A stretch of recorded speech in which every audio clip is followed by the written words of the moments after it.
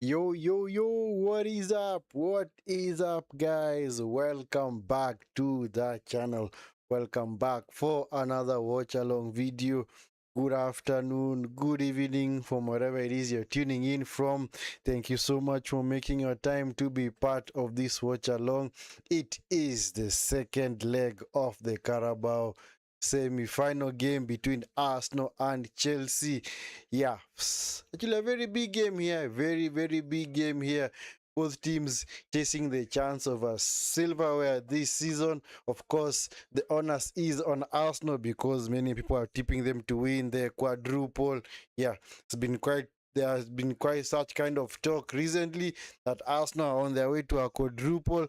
But anyway, maybe they should realize by now that this pulling off this quadruple is not a very easy feat. Because it means that you have to win all four trophies on display. But anyway, it is their first chance. Yes, it is the first time ever that Arsenal have been closer to winning a quadruple. First in the Premier League, first also in the Champions League, and of course on their way to the semi-final, made it through to the semi-finals of the League Cup. So, as always, if you're gonna do a quadruple, this is your first chance of silverware in any season. And of course, Chelsea, rather Arsenal in prime position because they won the first leg 3-2 at Stamford Bridge. It's actually kind of dull affair.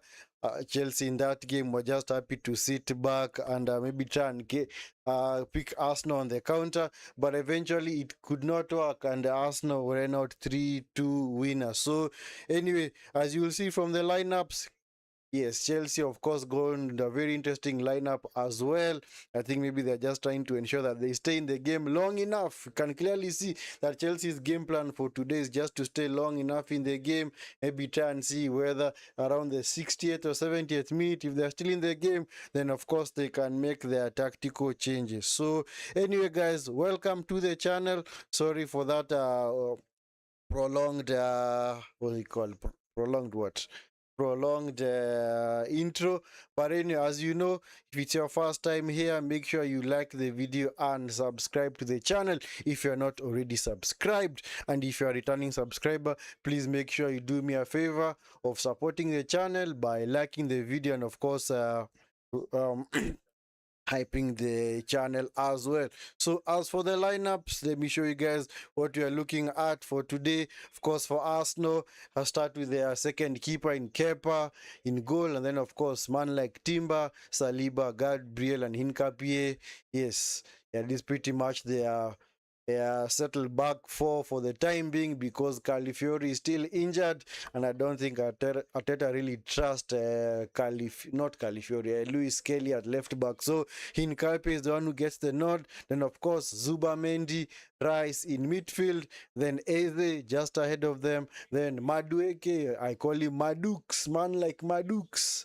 Madux plays on the right, plays against his former club, and of course over the weekend against Leeds, he got his first goal for his new club as well, and also he's also his first assist as well.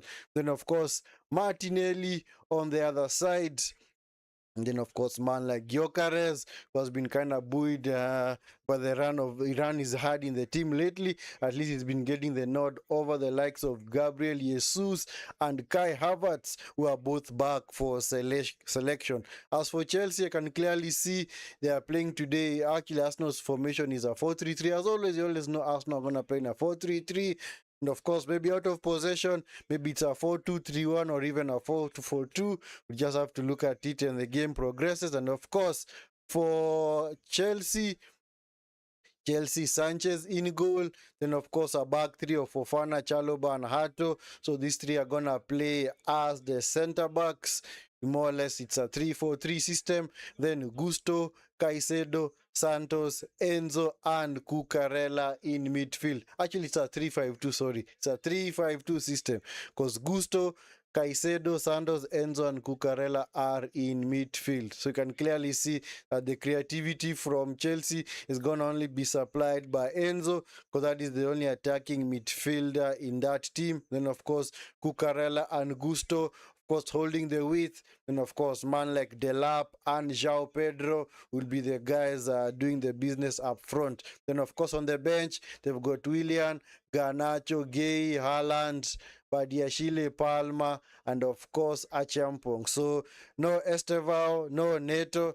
I don't know where Neto is. I don't know whether he's injured or maybe he was just dropped for this game. Anyway, we will see. We will see. Maybe they're gonna let us know what was wrong with Hato. That is why he not Hato. Pedro Neto, the reason why he's not even on the bench. So from that lineup, you can clearly see, as I said, I think the Arsenal are clear favourites in this game because that team from Chelsea, oh man, does not even really give you a lot of confidence because I don't see how they're gonna overturn this 1 goal deficit because of course if you lose the first leg at home becomes very very peak for you to qualify or the move progress to the next round because that means that the onus is on you to come out and attack. But it seems like Liam Rosenior has picked out a different team. Yeah, like I said, he just wants to stay as long as possible as he can in the game and maybe try and see whether he can pick Chelsea or Arsenal on the counter. And of course, people like Garnacho and Palma are going to feature at some point.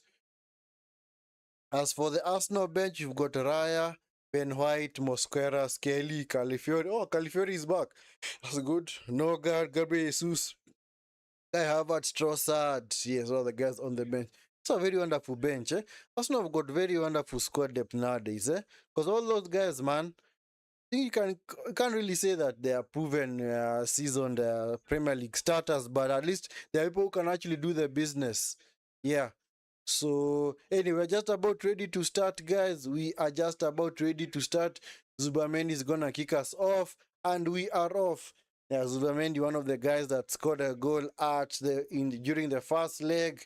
Yes. Yeah. So as I was saying, Arsenal. That's why, of course, people would actually other people are actually tipping Arsenal to win the quadruple because, of course, that squad depth, man. Of course, if you have people like Raya, Ben White, Mosquera, Califiori, Nogard, Jesus, Havertz, and Trossard on the bench, and you still have somebody like Merino and Saka still out injured, and also Odegaard not even in the match day squad, then it shows you that you can see why the talk is there over quadruple because you can clearly see they are confident about their chances of winning a quadruple. Yes, nice play by Saliba into Timber. Arsenal able to play out from the back, not to bypass the press right there. But Chelsea consider throwing, so it's going to be a throw in to Arsenal, thrown in by Timber into Saliba. This is now Declan Rice. So guys, make sure you are dropping your predictions in the chat, guys. Make sure, guys, you are dropping your predictions in the chat. Please make sure you do so, guys. Drop your predictions in the chat. And if you like us to engage in any kind of discussion, football related, not only this game but any other kind of thing, please feel free to do so. For a few of you or many of you that are new to this channel, welcome to the Vinskey Valor YouTube channel. Thank you so much for taking your time to be part of this watch along, and I hope you do go on to enjoy the watch along. Sorry, I had not displayed the scoreboard for you guys. There is a scoreboard. Sorry, apologies. Now you can clearly see, yes, that is our featured game. Yeah, so make sure, guys, you are dropping your predictions in the comment sections. Also do vote for whichever team that you fancy in this game. If you fancy Arsenal, if you fancy Chelsea, please make sure you drop your predictions and of course make your vote or cast your vote on the comment section. This is Gabriel in Capie. For me, for a match prediction, I think Arsenal are gonna be too strong for this Chelsea team. Yes, you always wait for the lineup to see whether the other team has a chance, and can clearly see that Chelsea, the lineup that they have chosen today, I don't see how they are gonna clearly topple this Arsenal team. I don't see how they are gonna do this. Chelsea have progressed from 3 of the last 4 if you're when losing the first leg, including against Arsenal en route. Oh, okay. So at least there's a bit of history on their side. So the last time that Chelsea and Arsenal met in the EFL Cup or League Cup or Carabao Cup semi-final, um, Chelsea or the Arsenal had also won the first leg, and Chelsea had also had lost it. So anyway, at least a bit of history on the part of Chelsea. And because I can clearly sometimes some of these records do come into play when you are playing against your rivals, because these are very hotly contested. London Derby, yes, these two. I think the only time that they've actually gone toe to toe, especially in the league, was way back in 204, 205, and I think 206. And then after that, Arsenal honestly faded away.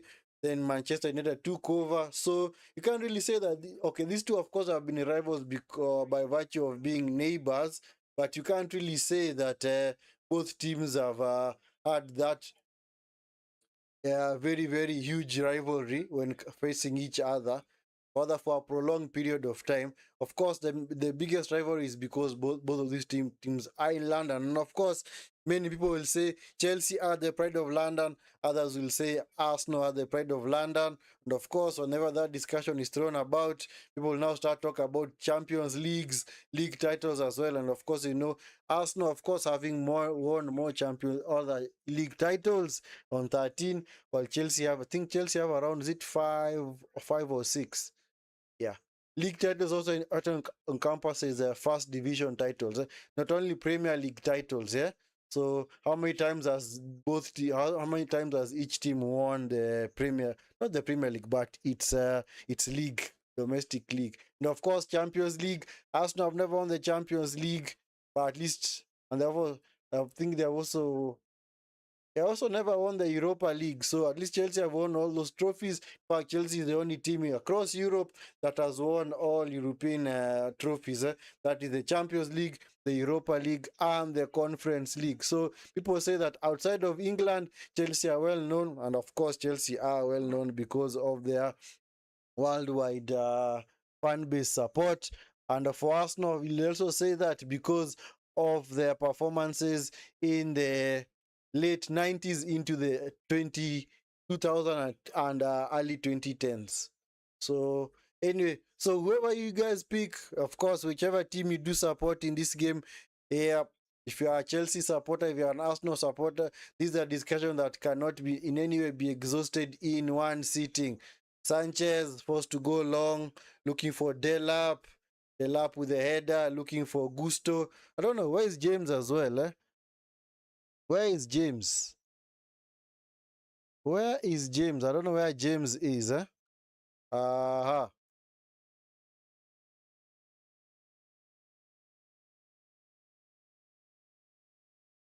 Anyway,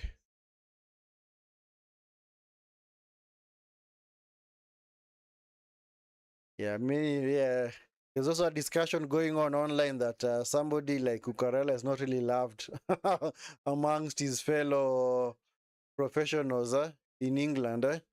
Remember the heated exchange and scuffle that they had against West Ham over the weekend. West Ham had gone into a 2-goal lead, but eventually Chelsea came back to win that game. Their lap, scuffed shot. He was presented with an opportunity by Gabriel, but he shot it wide.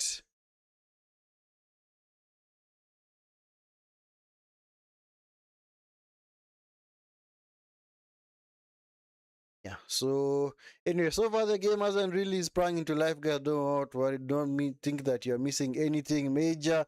It's just that the game has not really sprung into life. I think maybe both teams are just trying to feel each other, maybe get to understand what's really happening here.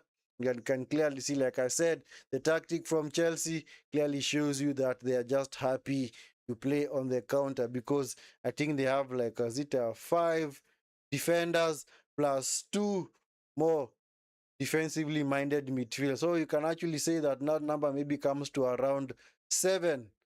So it's only Delap,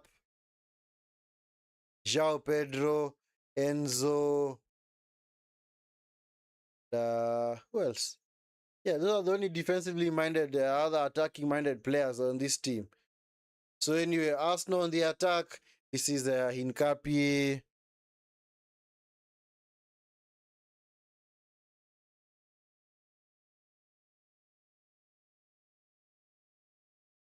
So guys, make sure that you are liking the video and of course subscribing to the channel if you're not already subscribed, guys. For those that have already shown support to the channel by either liking the video, subscribing to the channel, thank you so much. Thank you so much for the support. And as always, it's much appreciated.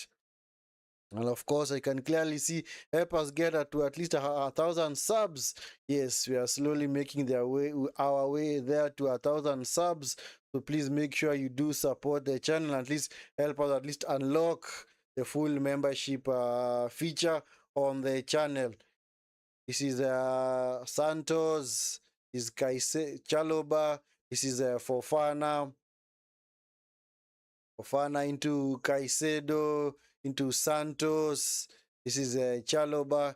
Yeah, Chelsea just happy to play amongst their defenders out there. Yeah, because like I said, they don't honestly have people who can actually unlock this Arsenal defense. Because playing with 5 to 6 defensive players means that you're either going to be forced to play long balls or you're just going to be happy to just knock it out between your central defenders. Is João Pedro able to get away from was that Saliba? This is João Pedro. João Pedro on the edge of the box, into the box. Cucurella blocked by Timber. Second by Cucurella. Was he fouled? Seems like Cucurella was fouled. No, actually he wasn't. Yeah, of course by his former teammate in Madueke,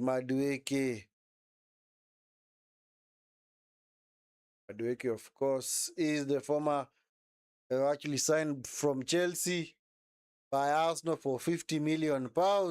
So anyway, if Arsenal do manage to win the quadruple, then it will be one of the best moves that any player would have made in any era, because it's moving across the town, the city rather, from one rival to another. It means that you're clearly trusting these guys' ability to actually challenge for trophies. Maybe that is what he looked at. He saw, you know what, at least this Arsenal team has got more ambition, actually wants to challenge for titles compared to the Chelsea team, which is still rebuilding. Yes, got so many young players here, and I think that's the biggest thing that actually lets Chelsea down. They've got so many young players out there, and you do wonder that when it comes to these clutch moments, are they honestly gonna get over the line, especially in league competition? It's easy to get up for a cup competition, either a Champions League or a Club World Cup, which Chelsea won last summer in summer of 2025, way back in the US. But it's a totally different thing for you to do it across a Champions League campaign and also maybe a league campaign. Of course, many people would say, you know what, when it comes to trophies, of course, the two majors are the league, of course, in any country, and of course, the Champions League. But for me, I always say, you know what, a trophy is a trophy, man. Whether or not you win a trophy, that should be the biggest thing, because a trophy, many people like to rank them that way. And of course, more or less waters down such trophies like the FA Cup or the League Cup. But there are still trophies as well, man. There are still things that you're supposed to play for. Because what's the point? Because for me, if you had to ask me, win the League Cup 10 seasons in a row, or the FA Cup 10 seasons in a row, or maybe in Cup you're trying to get away from Delap, he was being fouled, so it's going to be a free kick to Arsenal. So if you had to ask me, which one would you prefer? Win the league once in a span of 10 years, or win 10 League Cups in a row, or even 5 League Cups? You know what? I'm taking the League Cups, man. At least it means that I'm winning a trophy every season. So that just shows you that a trophy is a trophy, guys. A trophy is a trophy. Don't listen to all this talk of that says, you know what, of course the Premier League, Champions League are the biggest trophies, then of course the rest, who cares about them? No, no, no. a trophy is not only a trophy, man. A trophy is a very important thing. At least you get silverware. Yeah. Arsenal, of course, having a very healthy record against Chelsea, unbeaten in their last 9 meetings. Yeah, because clearly Arsenal have had Chelsea's number recently, especially in the league. I think this is the first time that they're meeting, like I said, in the League Cup since they met in 1998. Also in the FA Cup, they also met recently. I think it was way back. Was it 2020? It was on Arsenal's route, or the Arteta's only silverware at Arsenal way back in 2020. On that particular time, Arsenal managed to beat Chelsea en route to the final. So can clearly see that in the recent seasons, Arsenal have had Chelsea's number. Huh? But of course, in the 2000s, not 2000, but the mid 2000s into the 2010s, it's Chelsea who are clearly the dominant team. In fact, there was even a time where, actually, sorry guys, I'm sorry guys, I forgot. They had also met in 2000, was it 2006? Sorry, 2005. Yes. This is actually the last appearance that these two teams had against each other was in 2005, the final of the League Cup. Back then it was called the Worthington Cup. Whether Worthington Cup or League Cup, Martinelli unable to get to it, fouls Caicedo, so that's going to be a free kick. Yeah, back then it was called the Worthington Cup. Was that in the late 1900s? Or yeah, 1990s into the early 2000s. Then, of course, they changed the name to the League Cup. They also called it the Carabao Cup, which is actually the name that they picked up lately. So, yeah, so their last meeting was in that final. It was a very heated final, guys. Yeah, Chelsea also managed to come from behind to win that game 2-1. They actually met Arsenal in the final. It was actually Mourinho's first piece of silverware in England. Yes. Yeah, I remember the famous gesture to the English media and the Arsenal fans. Tell them to shut up. I'm the special one. I'm the special one. That is when you start to hear shades of that remark. The special one. Martinelli on the attack. Vinskey, yeah. Recycles. Supposed to go back to Declan Rice. Rice to Saliba. This is Madueke versus Cucurella. Madueke, of course, is gonna go on the outside. Nice tackle by Cucurella, and that is Arsenal's first chance of a set piece. Yeah, and of course, many people are saying that Arsenal become set piece FC, man. It's like the only way that they can actually score nowadays is virtue of a set piece. Of course, Madueke was also putting very wonderful balls into the box, especially in the game against Leeds. Yeah, Arsenal ran out 4-0 winners. Yeah, 2 goals were from set pieces that day. So, oh wow. I like the tactic that Chelsea have employed. Because what Chelsea have done is that they've actually left like they've actually left 3 players upfield. So that means that they have not rather brought everybody back to defend this corner. So that actually disrupts Arsenal's rhythm. But let's see whether it's going to unsettle them. Madueke, header by Hincapie, is out for a goal kick. Anyway, there's somebody who had actually mentioned this a while back and said, you know what, maybe one of the ways of dealing with that Arsenal set piece threat is leave even like 4 guys or 5 guys upfield. And of course, if you do that, Arsenal of course gonna panic because they're gonna know, you know what, if we are to maybe attack with everybody when it comes to these corners, then it's gonna be peak. So but might as well also bring back and also tell a few of our guys to remain back. So can clearly see that maybe it might be an effective tactic. And of course, if that works, then it's actually gonna be very genius. And of course, you have to ensure that you leave. Oh, he's Hincapié. Shot! Nice punch by Sanchez. Fell to Gabriel, unable to control it. So that was actually the first shot of the game. Yeah, so actually, it's a very effective tactic. Eh? It's a very effective tactic because, of course, Arsenal are going to be worried of the counter attack from Chelsea, because if Chelsea were just to maybe clear that ball, then it falls to one of the attackers on the wing or maybe around the center circle, then we're going to maybe have maybe a 3 versus 1. And it's going to be peak for Arsenal, especially now when they are being counter attacked. Is Gyokeres. Gyokeres picks up the ball. Gyokeres. Was he fouled? Yep, he was fouled by Enzo. So that is going to be a free kick to Arsenal. Actually, it was Hato who fouled him. So anyway, yeah, it's funny that it's actually a fan who had mentioned this, because I was listening to some fan channels and they are talking about one of the ways of maybe offsetting this Chelsea or the Arsenal set piece routine is just leave maybe even 4 or 5 guys upfield and see what they do, and then now just go man for man. And actually can clearly see that it's working so far, especially from those 2 corner threats from Arsenal.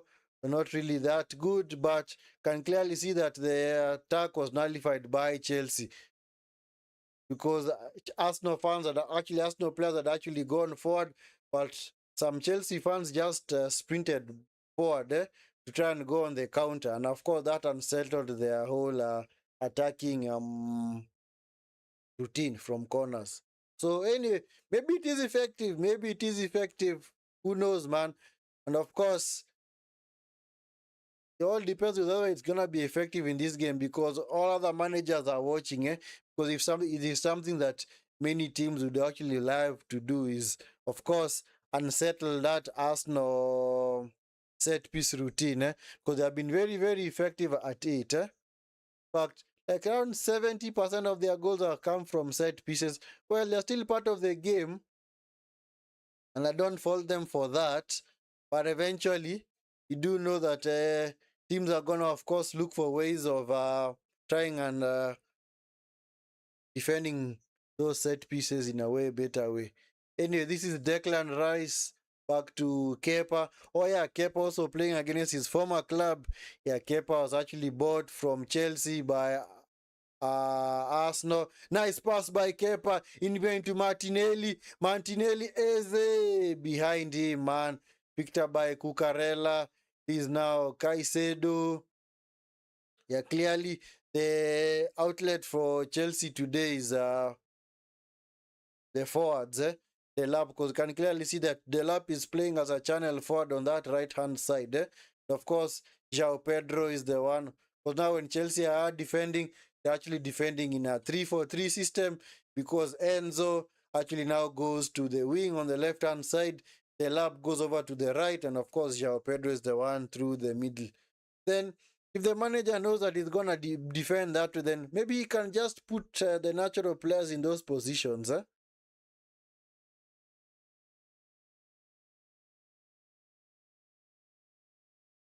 Zubimendi, yeah. I don't know why Kukurela must be one of the most foul defenders out there. He is hard to. Yeah, the press from Arsenal clearly working. Yeah, clearly the high press is trying to disrupt this Chelsea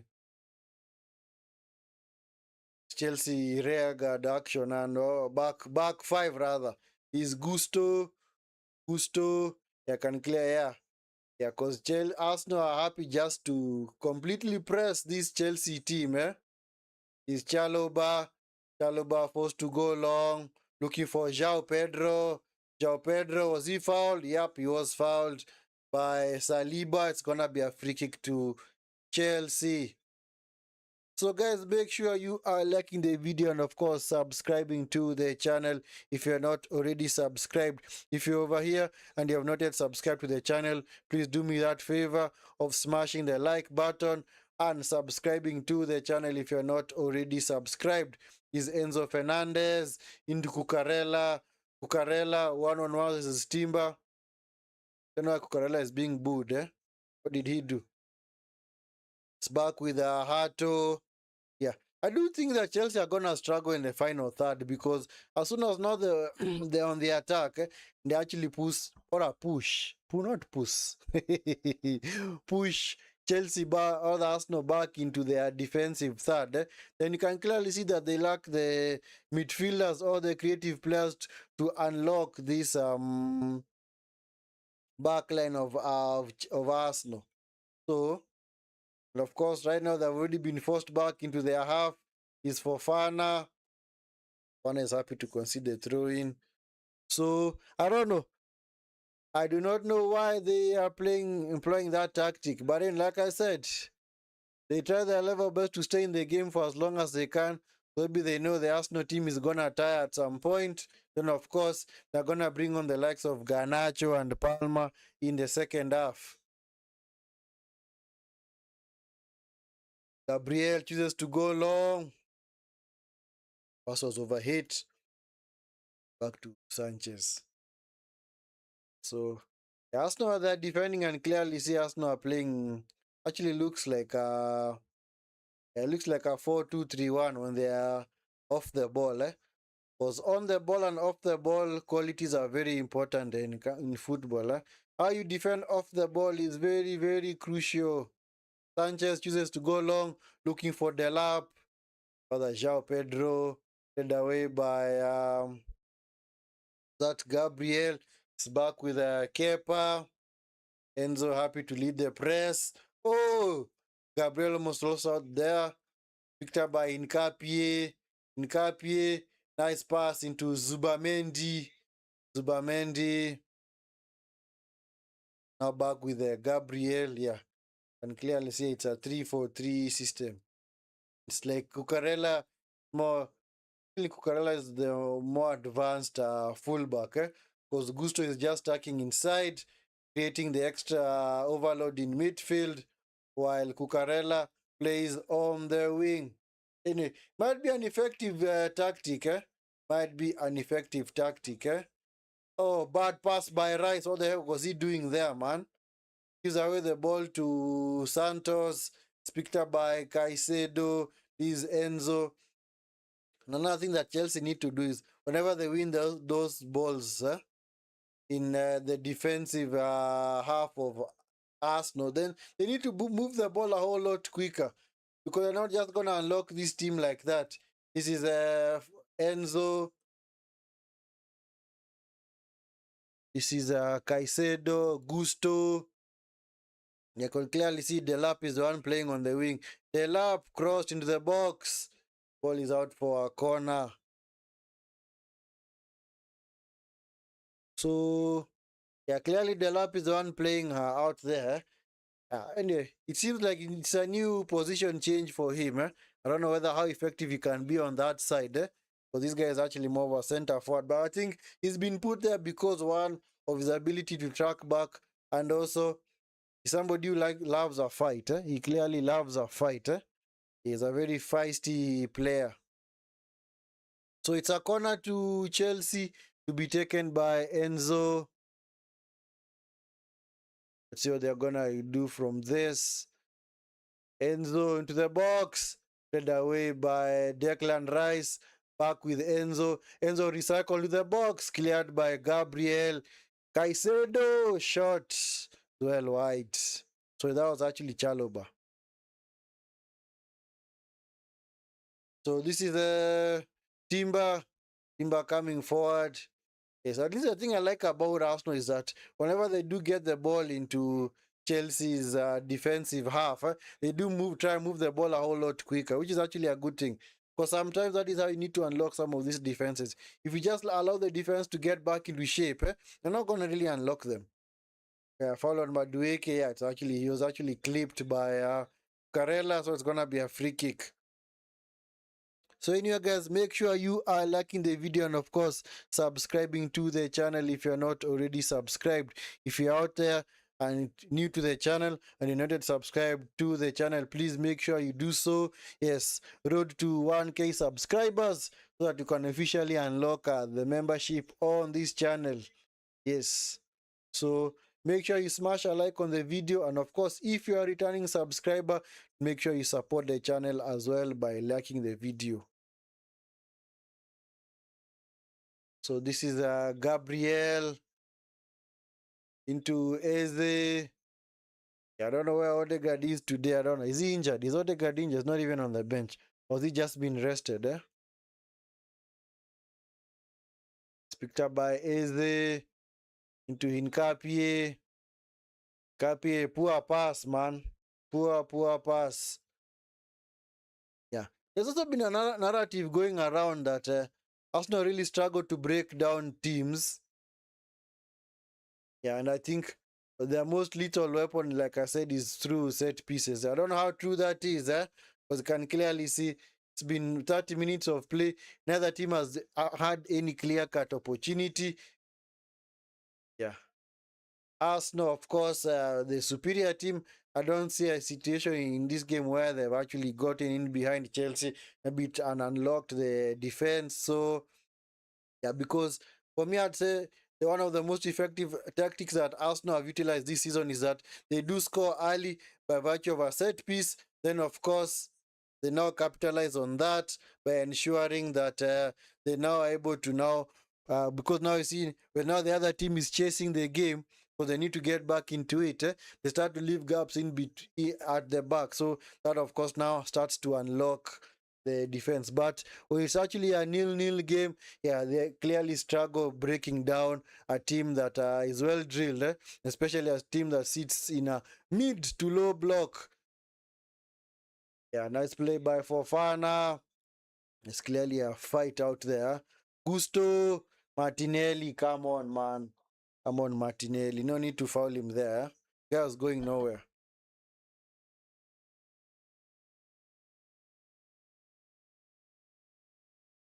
Is Delap? Is Gusto? Gusto to the box.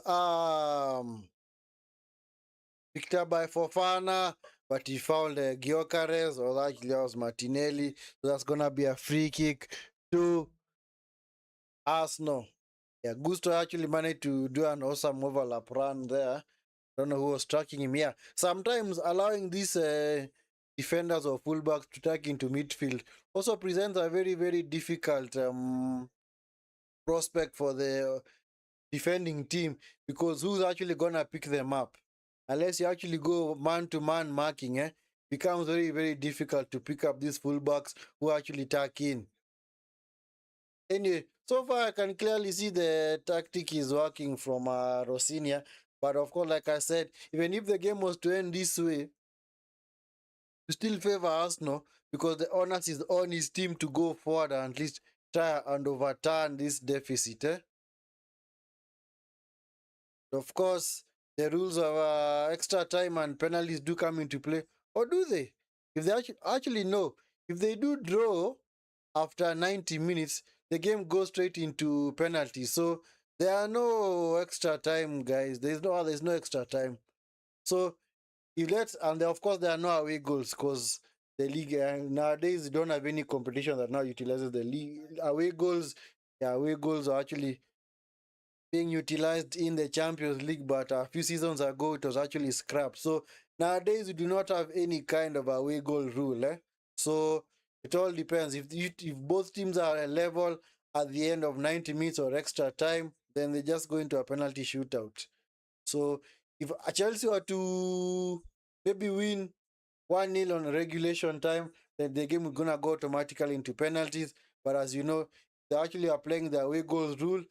Arsenal would actually qualify because they scored 3 away goals. Madueke blocked by João Pedro. João Pedro, was he fouled? Yep, he was fouled.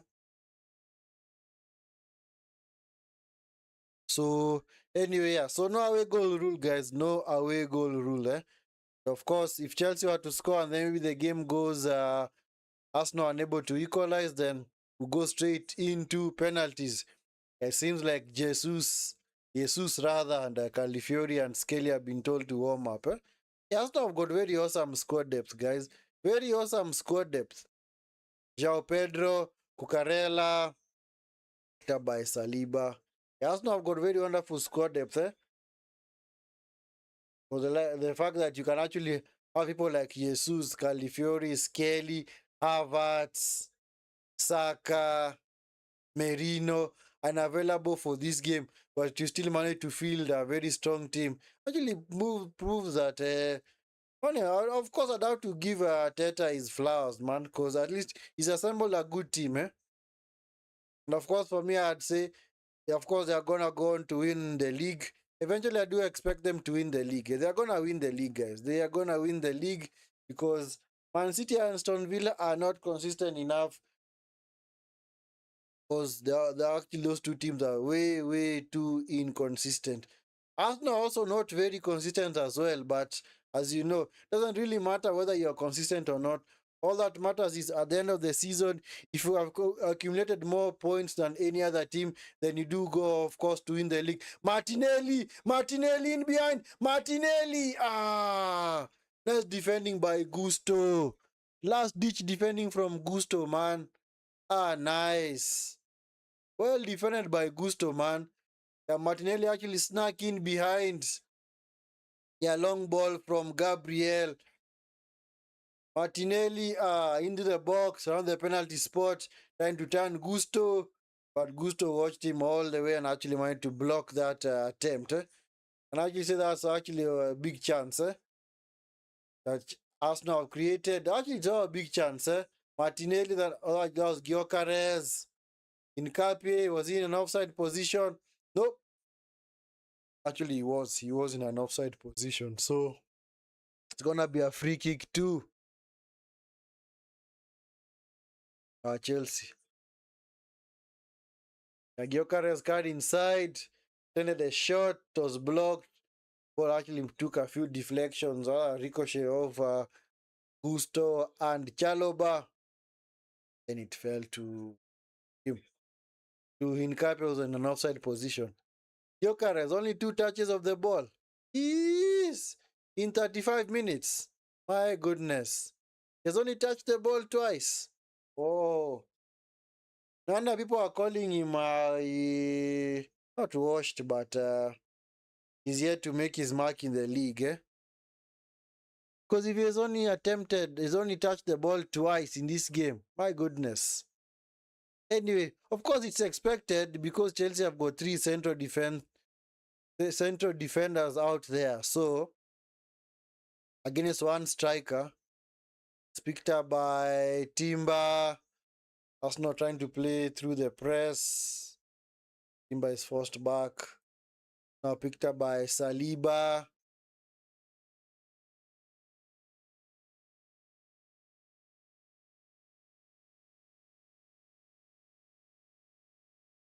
Saliba gives it away, man. João Pedro into looking for the lap. Well intercepted. Been hoofed clear. Picked up by Hato. Hato plays with Chaloba. This is Santos. This is Enzo Fernandez. Enzo Fernandez coming forward. Yeah, looking for the lap on the far side. The lap. It's now with the Fofana into Caicedo, Chaloba. Or maybe Liam Rosenior learned his lesson from the first leg. Because in the first leg, he was trying to go gung-ho, toe-to-toe with this Arsenal team. Unfortunately, it did not work on that day. So maybe he thought that a change of tactic is actually of benefit. And anyway, it doesn't really matter, guys, because as you know, it is how you interpret the system. You might have 4 or 5 defenders out there, especially central defenders, but doesn't mean that you're of course gonna play in a very rigid system. It all depends on how you interpret the system. Because you can clearly see Gusto nowadays actually in this game is more or less playing as an advanced midfielder. Incapié, bad pass into Martinelli. Picked up by Caicedo.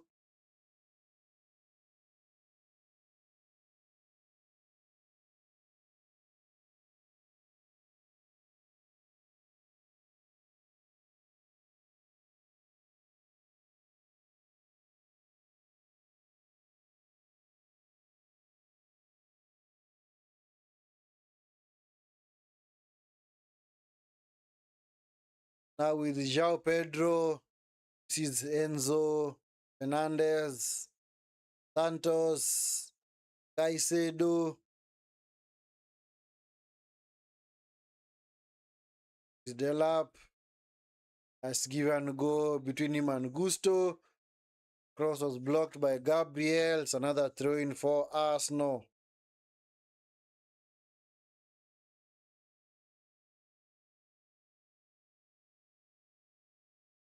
There's Chaloba. Santos supposed to go back to his goalkeeper. I honestly thought they'd play with Jorgensen today. But anyway, at least Sanchez has been good this season. We can actually say that the mistakes that he had from last season have actually gone down. Because Sanchez was actually a goalkeeper, was very, very error prone. Martinelli trying to force his way through. Come on, Martinelli. Don't need to take on three players. Sometimes when you see you're actually running down a blind alley, just need to recycle. And play with your teammates, man. Anyway, it's actually the best passage of possession that Chelsea have had in this game. Yeah, clearly keeping the ball well. Yeah, so now next ball on the pitch. So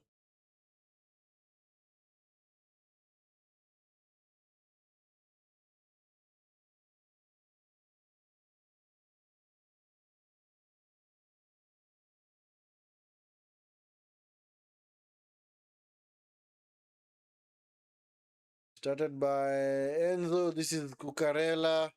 Back to Hato to Chaloba. You can clearly see when they had Chelsea had on the attack, it actually switches to a back four. Because now Fofana and Caicedo are the two centre backs out there, while Hato creates the width on this far side, then gives at least Cucurella the license to hold the width this left hand side. As the wing back, Sanchez chooses to go long, intercepted by Saliba. This is João Pedro. João Pedro into Delap on the far side. Delap. João Pedro. Delap is actually playing well. Delap is clearly playing well on that far side. I can't really say that he's put wrong in this game. Is Enzo. Against two. Looking for Cucurella. Saliba is happy to concede the corner. So it's a corner to the Chelsea. The Blues, les Blues. The Blues.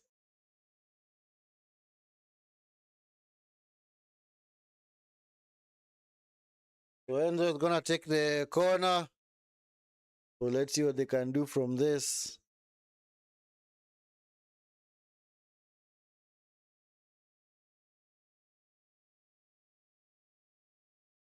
Let's see what they are going to do from this set piece opportunity.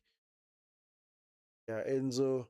Everybody is now in the box. Enzo into the box. Punched away by Kepa.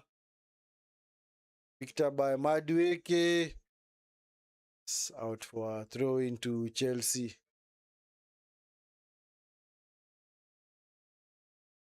He started by Chelsea. This Caicedo. Yeah, of course, Chelsea enjoying their best possession of the game so far. Yeah. It's actually Chelsea's best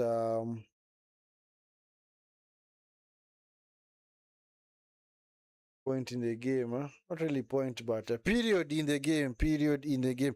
Anyway, so far the attacks in this game have been far less. And I didn't expect both teams to go for it. Because the first you take the first half maybe to maybe assess, see what the other team is doing. Then of course in the second half I do expect the game to open up a little bit. Maybe if it gets to around the 70th minute and the game is still this way, I do expect maybe Chelsea to take off maybe one of the defenders, maybe try and change their shape, maybe take off somebody like Hato and bring on an extra midfielder. This is Enzo. Enzo. Enzo. Well, a save from Kepa. Actually, an easy save for him, huh? Yeah. Is Declan Rice.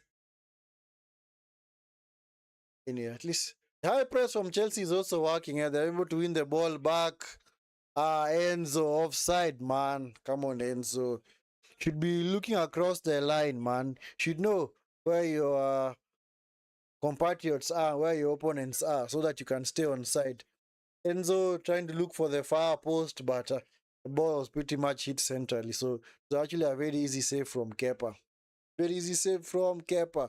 Anyway, guys, make sure you are liking the video and, of course, subscribing to the channel if you're not already subscribed.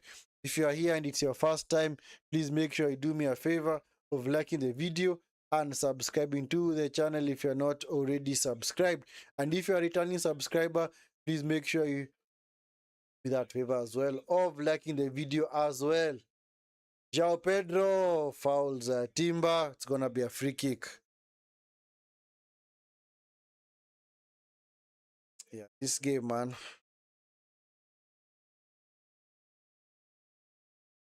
Anyway, so far so good for Chelsea, eh?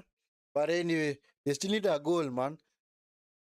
This would have been very good if they had actually won the first leg. But since they lost the first leg, it means that they have to come out and play. Is Eze trying to sneak in behind?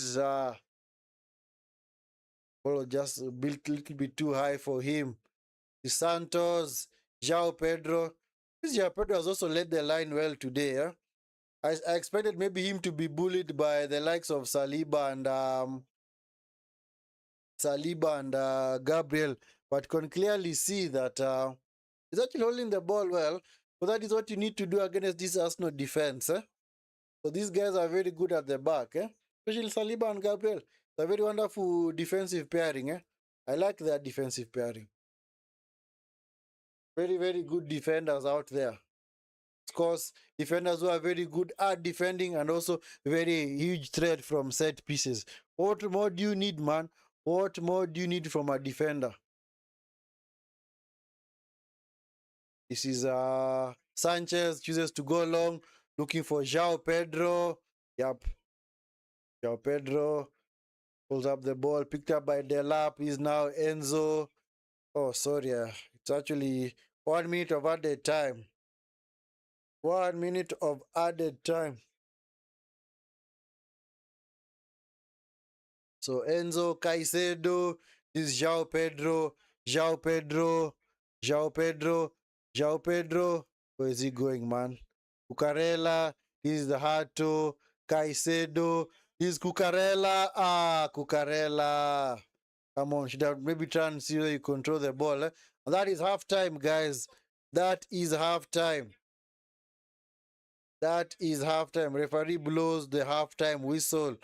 So we're still all square in the game, but Arsenal still, of course, hold the advantage in this tie. I don't know what they are going to do in the second half, but wonderful performance from Chelsea. I can clearly see they are happy with their performance. Yes, they actually stayed behind just to give each other a few high fives. Anyway, it's been a good performance from Chelsea. Eh?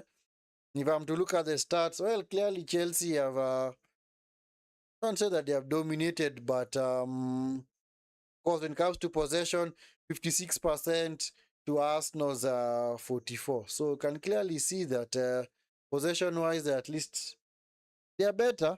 As far as chances are concerned, it's pretty much been very even.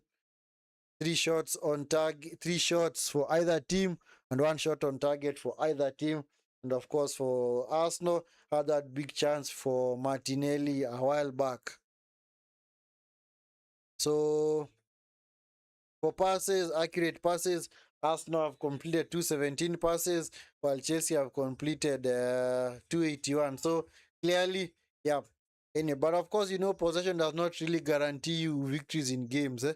You have to just go out there and put the ball into the back of the net. Yeah, so it's been a clean game. It's been a clean game. Eh? And I'm happy at least the way that actually Chelsea have played, I'm happy, honestly. Their performance has been good, because they are clearly nullified this attack from Arsenal. Especially, they've actually limited Arsenal to very, very few corners. Because for me, I've always said this, one of the most effective ways of dealing with that other Arsenal corner threat is just ensure you do not give them corners, man. If you deny Chelsea or rather Arsenal corner opportunities, then you might actually have a tactic of denying them any kind of goal scoring opportunity. Yes, of course, they also a threat from set pieces, but of course their biggest threat is corners. So if you are to deny them any kind of corners, then it would mean that they're not gonna have their biggest threat available. So, but anyway, so far so good. Yeah, so far so good. Yeah, so far so good. Yeah, let me see. I don't know how many. I think other than those two earlier corners from Arsenal, I don't think they've had any other corners in this game. Let me check. Corners. Yeah, they've only had two corners, and Chelsea have also had two corners as well. So you can pretty much see that the game is in the balance. The game is in the balance as far as corners are concerned. So yeah, both teams are just happy to fill each other out. Of course, you have to look at the progression of the game. Can't really say that either team has come out there and shown that they want to win this game. So like I said, both teams are just more or less trying to see how they can actually unlock the opponent. And especially in the second half, I think, of course, Arsenal carry a way bigger threat than Arsenal's, other than Chelsea's, because they still have no God, not really a threat, but they have Jesus, Havertz, and Trossard to come on. And of course, there is no Odegaard. So as for Chelsea, they have Cole Palmer, Garnacho, and Estevao on the bench. Oh, Estevao was actually on the bench. There were rumors that he might be unavailable. Oh, because the guy that's missing is Pedro. I don't know where Pedro Neto is. Maybe he was just dropped for this specific game. I don't know what happened. I don't know whether he's out because of personal reasons. But of course, Pedro Neto is unavailable. So of course, I do expect that in the second half, Estevao is gonna come on. Maybe they are gonna take off. Whom are they gonna take off? Maybe take off Delap and bring on Estevao to play on that right hand side. Yeah, but actually, Delap has played well. Delap has clearly played well, because it's more or less an unnatural position for him, because Delap is not really a channel forward. He's not the kind of forward who actually plays on the right, cutting inside. For him, he's more or less a center forward. He likes the ball played either into head or into feet or onto his chest, but he doesn't like to receive the ball on that far side. So anyway, it's a new tactic for him. Because like I said, when Chelsea now are defending, Cucurella now tucks into midfield. João Pedro becomes the striker. And of course, now Enzo becomes the winger on this other side.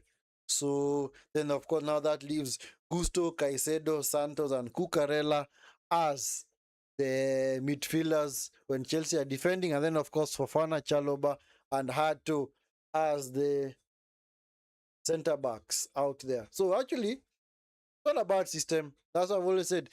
Not really, the system is not really the issue. It is how you interpret it. How you interpret the system is very, very important. And of course, the system was made famous by the likes of Glasner and that other concussed former Manchester United manager called Scamorim.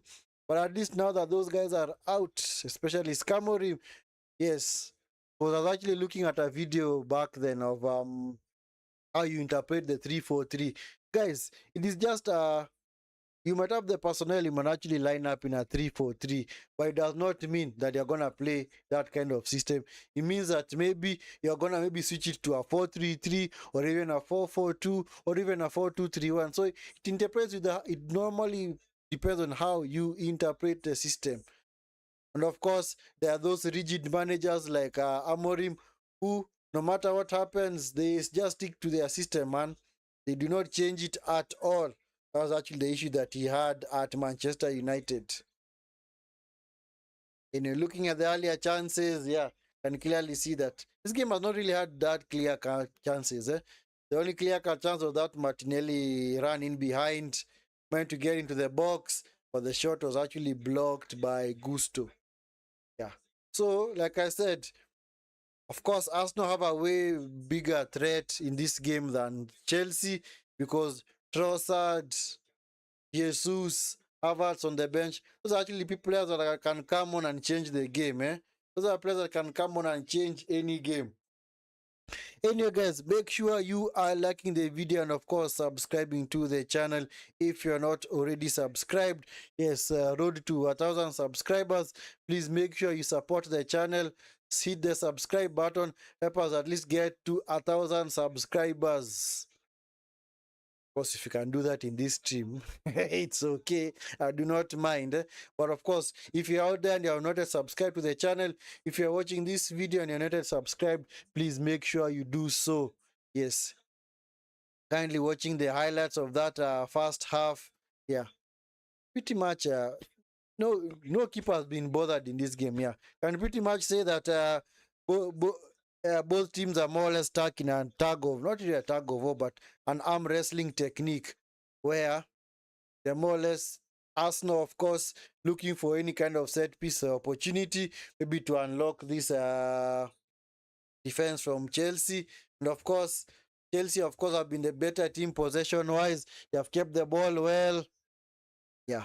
And of course, like I said, if you actually deny Arsenal set piece opportunities, you might actually realize that you might deny them any kind of goal scoring opportunity as well, because their biggest threat is set pieces. And like I've always said, especially if you look at the game that they've been playing lately, Arsenal have honestly struggled to unlock a team that sits in a low block.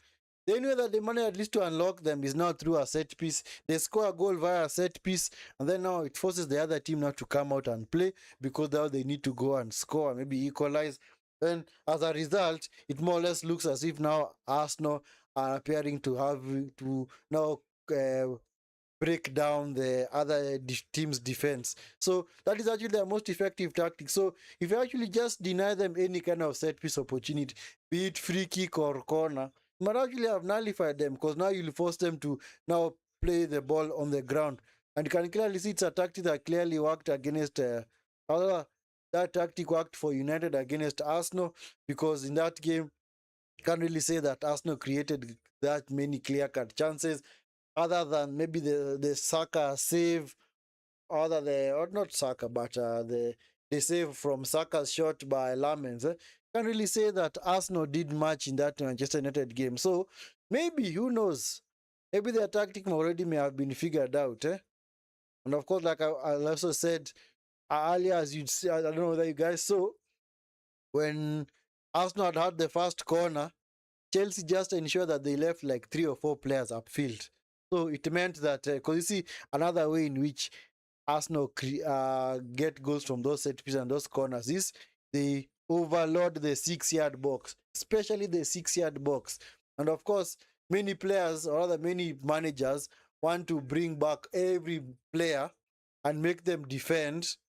And now, if you do that against Arsenal, it means that they are going to have more players to attack. So they might even have like 7 or even 8 offensive players in the box. But if you have to leave like 3 or 4 players upfield, it gives them something else to think about. Because, of course, that means then Chelsea's man-to-man marking has to be very effective, especially from those corners. You have to be very, very... Your concentration needs to be up there, especially when you're doing man-to-man marking from this corner. So, and you can clearly see at some point Arsenal looked panicked because maybe they never expected that from Chelsea. And of course, Chelsea only playing with 2 central defenders. That is Chalobah and Fofana. Hato is a fullback, so is Cucurella. So just shows you that if you actually manage to nullify that kind of attack from Arsenal, then you're going to be good. You're going to at least, and of course, if you stay longer in the game, especially the game is going to be way open in the second half, because Chelsea, I think, are just gonna go for it, maybe around the 65th minute. Because if they actually go to the 65th minute and it's still at 0-0, I do expect Chelsea to maybe to make holistic changes and maybe even change their system, because at that point it means that they have to go for the kill now. They have to see whether they can actually level it on aggregate. Anyway, guys, thank you so much for being part of this. As always, we appreciate you being here. And if you are here and it's your first time, you have not yet subscribed to the channel, please make sure you hit the subscribe button. And of course, also turn on the notification bell. This is the first of a double header in the Carabao semi-final second leg. Also gonna cover the game tomorrow between Manchester City and Newcastle. It is the other semi-final. So Arsenal, and funny enough, Man City and Arsenal are gonna be on a collision course soon, guys. I just thought of that because if both teams are to make it to the Carabao Cup final, and then both teams are still fighting it out for the title, which I do think Arsenal are gonna win easily, because I don't see how Man City are gonna stop this Arsenal team winning the league, because Man City go to Liverpool on Sunday while Arsenal host Leeds, and Arsenal have a 6-point lead. So, and of course, you know very well, if Man City travel to Anfield, the last time I think they won there, was it in 2022? Game in which after they had already won the league, was it 2021? Sorry, 2021. After they had already won the league, they were actually they were actually clear favorites. Not clear favorites. Was they clear favorites? Yes, 2021, where the famous Gundogan masterclass, the one where he scored actually two goals. Yeah, that's the last time that Man City won at Anfield. So Anfield is a very, very hard place to visit, for any club for that matter. So I do expect the gap to go to 9 points, because Arsenal are gonna win their home game against Sunderland, while Man City are gonna be beaten by Liverpool. Because I don't see a situation in which Man City win that game, unless maybe Liverpool just turn out and they're all over the place. Because of course, if you have to ask a Liverpool fan, whom do they want to win the league between Man City and Arsenal? Of course, they'd say Arsenal, because they see the Manchester clubs as they are one of their biggest rivals. Yeah, because Man City have been Liverpool's biggest rivals, especially in the Pep era. So, yeah, so I do expect the gap to go on to 9 points. And of course, earlier on, going back to that point, so Arsenal and Man City fighting it out for the league, which I think Arsenal are gonna win eventually, because the other teams are inconsistent. And then two, if both teams do manage to win their round of 16 games, they are gonna meet in the quarterfinal. How the league phase, or rather how the ties of the Champions League have been paired, it means that if Man City and Arsenal were to win their round of 16 games, wait, the round of 16, no, if yes, because Man City have to get wait, Man City, well, why am I forgetting? Why am they actually, I don't know. Yeah, Man City actually gonna play a playoff. Are they gonna play a playoff? Let me just fact check this, guys. I do not want to say my own things, because it's crucial. Yes, we might have maybe like even 4 or 5 other games between Arsenal and Man City this season, because they are yet to meet again in the league. And then of course, if they are to make it to the final, they're gonna meet on the final that's gonna be played in March, the Carabao Cup final, because I do expect Man City to get past Newcastle, because Newcastle, I don't think they're gonna overturn that 2-goal lead. Yeah, so yeah, Man City actually managed to what to actually qualify. They're not gonna be in the what is it called? In the playoff draw. They are not there. So if they actually do manage to, cause if both teams, let me just say this, guys. Let me just put it in a nutshell like this. I'm sorry, maybe I might be confusing you. If Man City and Arsenal do win their round of 16 games, then there's a high likelihood that they're gonna meet in the quarterfinal of the Champions League. Because those two teams are on a collision course, guys. They are on a collision course. And of course, they're gonna meet in the Carabao Cup final, because I do expect Man City to like I said earlier, to beat Newcastle. And of course, I expect maybe Arsenal, of course, to see off this stubborn Chelsea team. So let me just look. Let me look at that bracket again, guys, because I do not want to be saying my own things, man. Anyway, both teams at least now back onto the pitch. So look, Champions League. Yeah, let me look at that bracket. Yeah, it's good to look at that bracket, guys. Good thing to look at that bracket, man. Yeah, knockout. Yeah, I was right. Yes. So yeah, so of course, Arsenal await the winner between Borussia Dortmund and Atlanta, while Man City await the winner between Real Madrid and Benfica in the round of 16. And of course, if the other team makes it, then of course, like I said, they're gonna meet in the quarterfinal. Anyway, second half is about to start, guys. Second half is about to start. Yes, and we are off. Enzo has kicked us off. So we are back underway for the second half.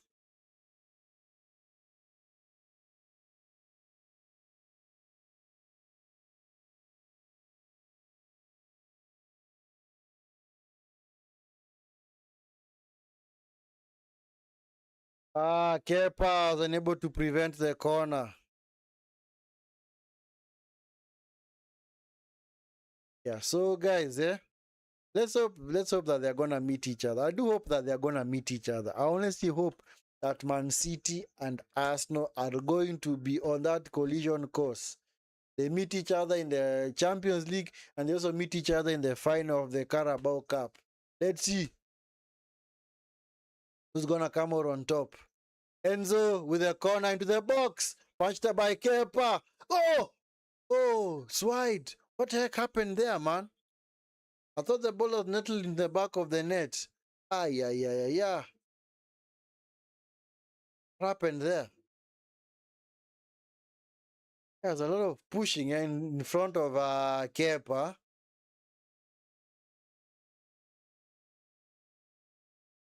Yeah. Seems like Chelsea are also doing the dark arts thing on Arsenal, trying to beat them at their own game. Yeah, it's actually a goal kick.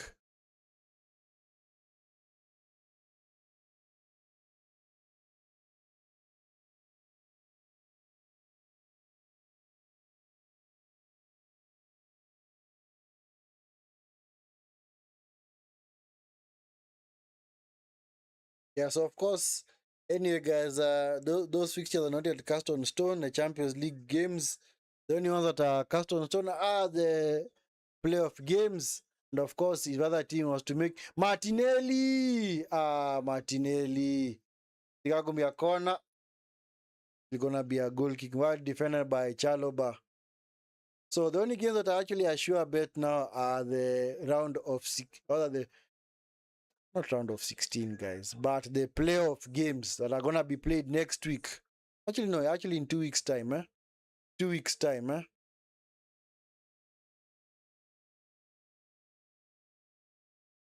Yeah, they're gonna be played on the week of Tuesday 17th and 18th on a Wednesday of February. So the first legs, then of course the second legs are gonna be played a week later. Then I will know the round of 16 matchups. Of course, if Madrid are to get through Benfica, then Man City awaits them in the round of 16. Madueke trying to get away from Hato. It's now with Zubimendi. This is Gabriel back to Hincapie. This is Zubimendi. Zubimendi. This is Eze. Eze. Madueke. Madueke cuts inside. Crossed to the box. Overcooked the cross, man. Overcooked the cross.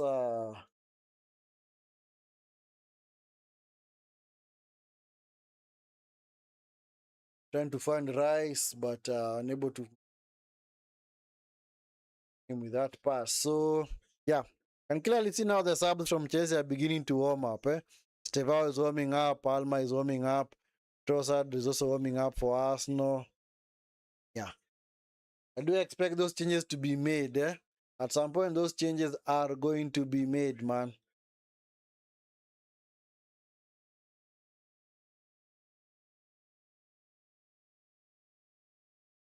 It's now with Timber.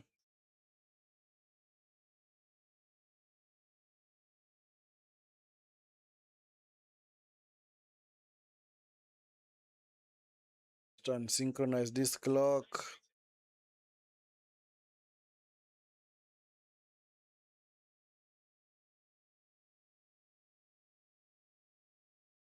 Martinelli.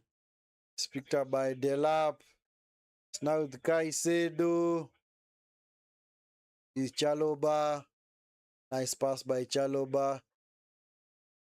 Foul on Enzo. Is there a foul? Look like a foul, eh? They just are coming together. Oh, actually, it was a foul.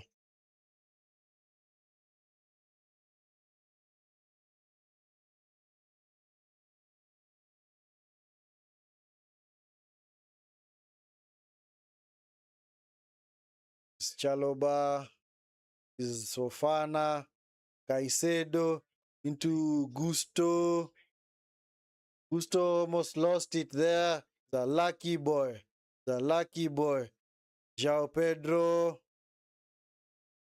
chasing down a Kepa. Caicedo. Kepa kicks it long. Header by Hato.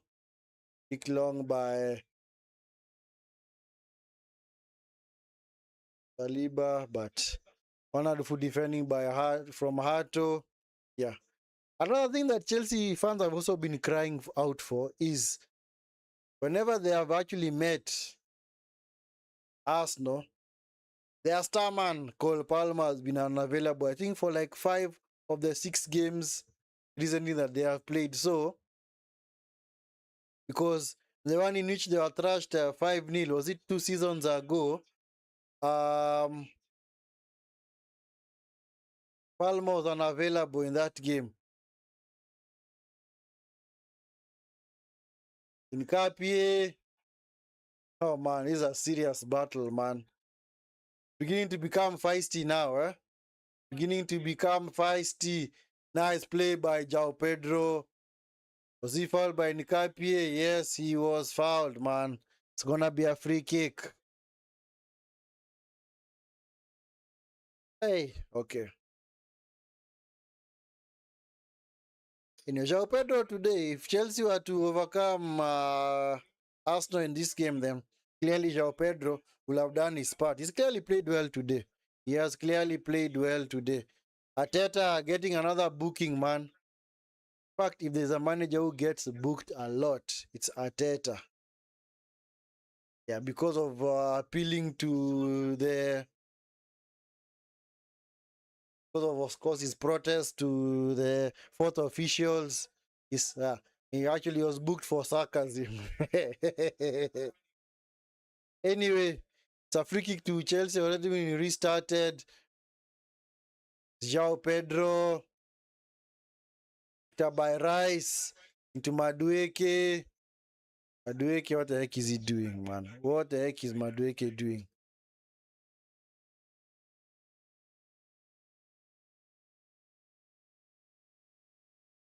Scucarella, back to Chaloba. Is Sanchez. Actually, a good thing that Fofana has managed to remain fit. Timber is Enzo.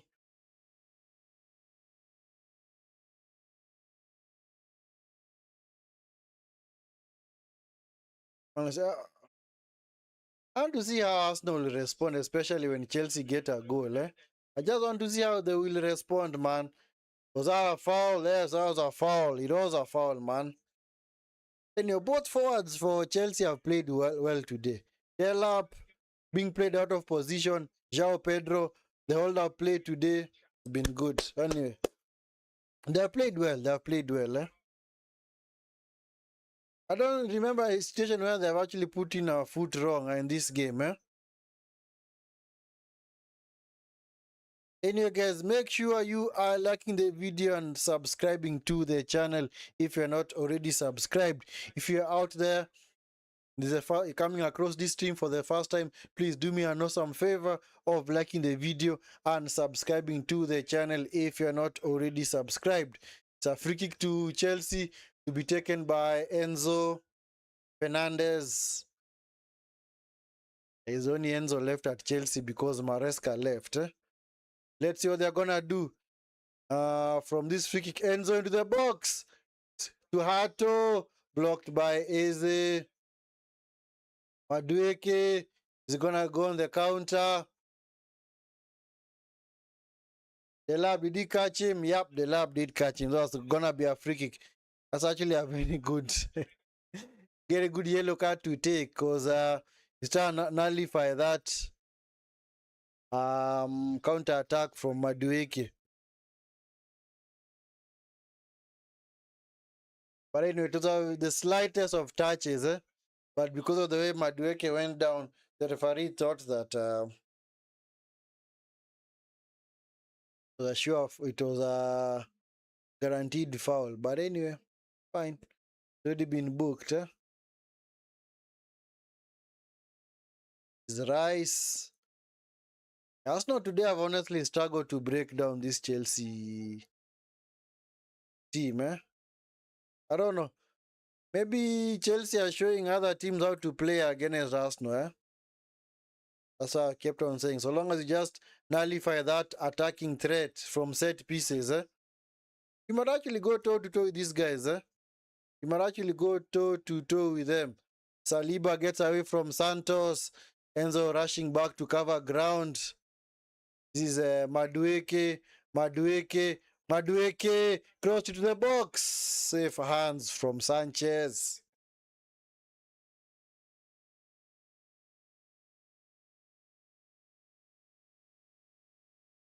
Yeah, sometimes Madueke's anyway.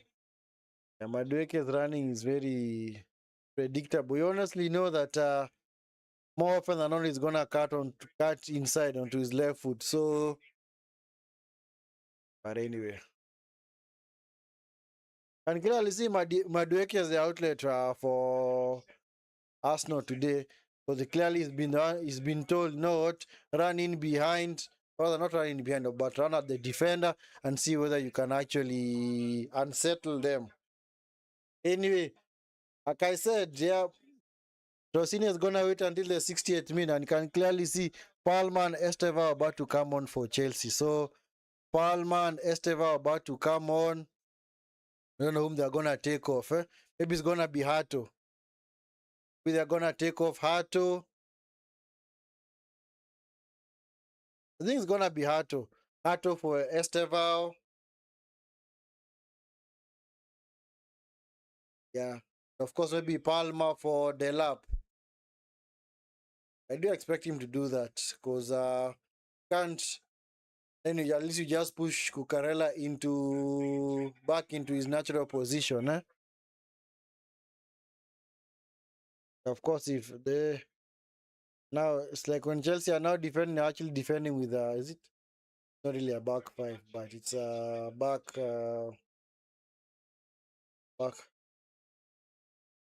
Actually, a back five. Yeah, it's actually a back five. Yeah. So yeah, Gusto seems to have gone down. I don't know what's wrong with him,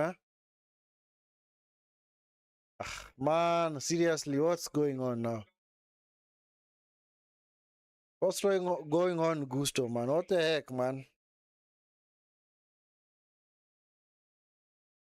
Does he have an injury out there? Or I don't know.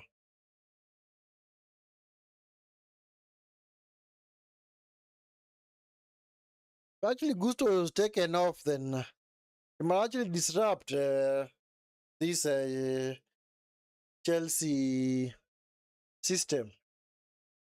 I think he's gonna be taken off, because Josh Achampong has been called over. I think he's gonna come on. So I think maybe you're gonna have like 3 changes to be made by Chelsea. So Chelsea, I think, are gonna be make 3 changes. So Josh Achampong, of course, Palma and Esteva are also coming on. Yeah, Gusto seems like maybe it's an abdominal injury. Yeah, he's already taken his gloves off. So if he's taking his gloves off, it means that he's coming off. So it's a triple change from Chelsea. Triple change, guys. Triple change. So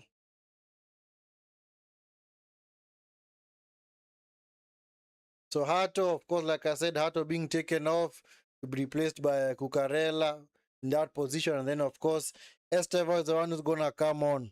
Esteva is the one who's going to come on in his stead. So that means Cucurella is just going to go back to his usual position to replace Hato.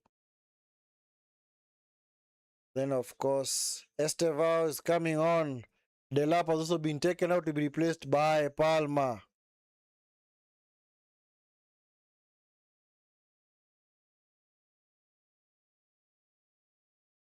So I don't know if that's going to lead to a change of shape. I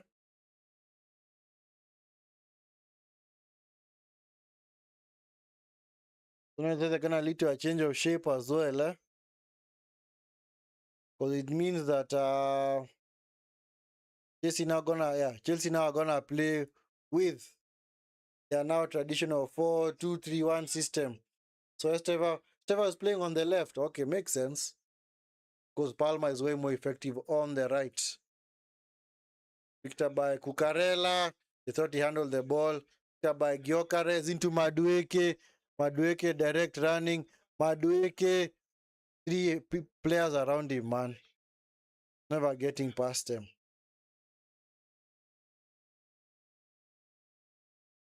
It's picked up by Madueke. Pick long. Looking for Gyokeres. No foul on Gyokeres. Yeah, thank you, referee. There was no foul. There was no foul there. No foul, man. Yeah, clearly, he just went down on his own. So there was no foul at all.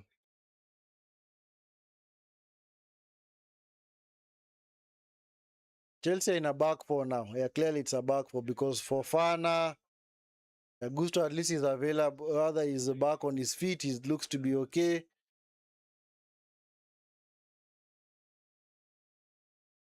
So, yeah, it's a back four now. It's a back four now from Chelsea because is Enzo the one playing on the right? I think Enzo is the one playing on the right. Palma is playing through the middle. It's called Palma. It's called Palma. That is that actually Palma's first appearance for Chelsea at the Emirates ever since he moved to Chelsea from Man City. I think it has to be.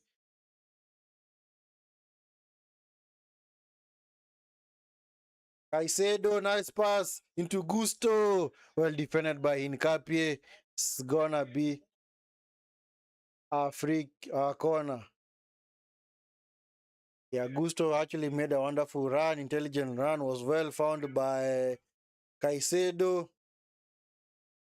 Capi is happy to concede the corner. So yeah, Chelsea now have to go for it. Chelsea have to go for it now. They cannot dilly-dally anymore. They cannot dilly-dally anymore.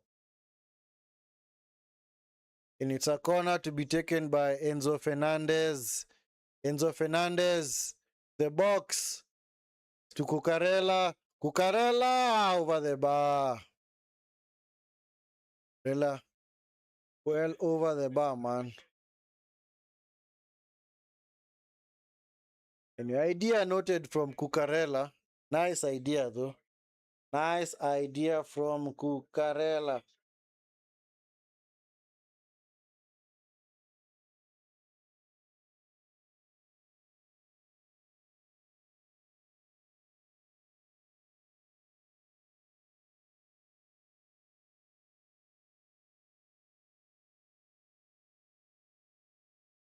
By Cucurella.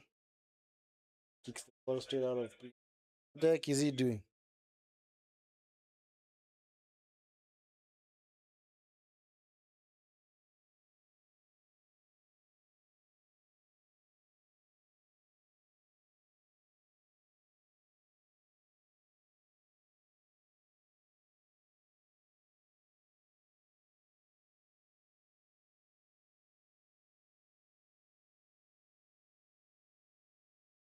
Palma, this is Estevao, Estevao, Estevao, Estevao.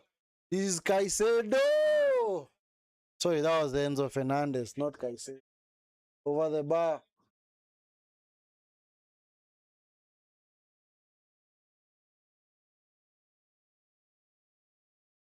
Yeah. Ah.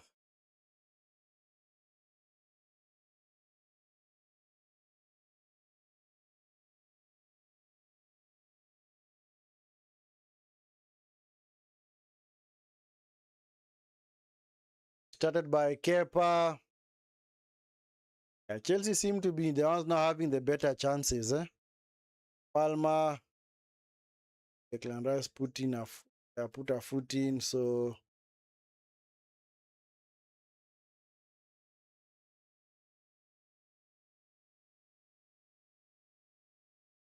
yeah, Zubimendi, man, you know clearly that he's not very good, especially receiving the ball under pressure. So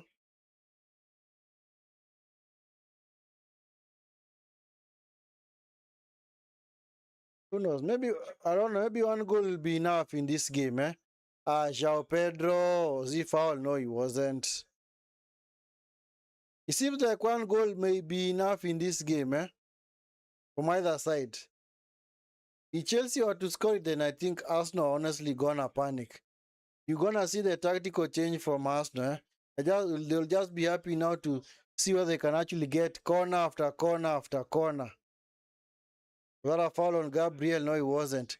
Caicedo, João Pedro, nope, no foul on João Pedro. So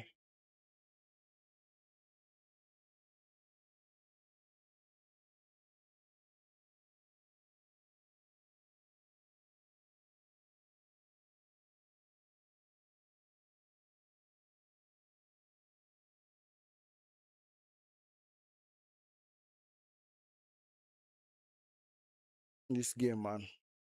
I think it's gonna only take one goal now. Yeah, it's gonna take one goal in this game, Just one goal, guys. Just one goal.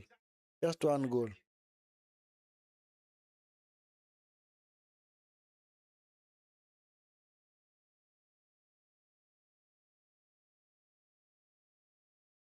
Use Gyokeres into the box.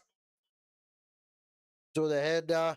Incapie. Cross it. Incapie. Nice cross, but it's too close to Sanchez.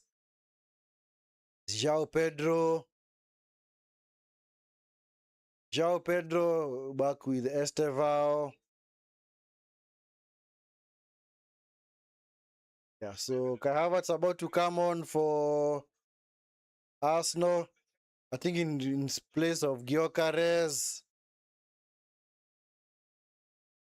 Gusto, did he dive? Yeah, Gusto was diving there. That was actually a dive by Gusto. Thank you, referee. Thank you, referee. Thank you, referee. That is how you punish such, So whenever you start diving, Yeah, thank you. Give them yellow cards, man. This is what you like to see. Yeah, I don't want to see players coming free kicks and such and the likes.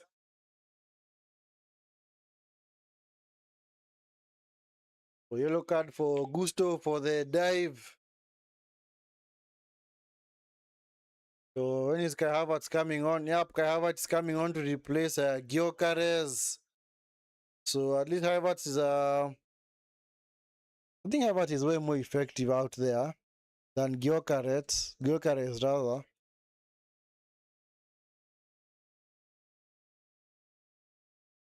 Happy to see Havertz back for Arsenal. He'd been out for a long time through with injury. Madueke also being taken off. Who's coming on? That Califiorio who's coming on. Oh, Trossard. Oh, okay. Oh, that's nice. Nice player to have on the bench to bring on,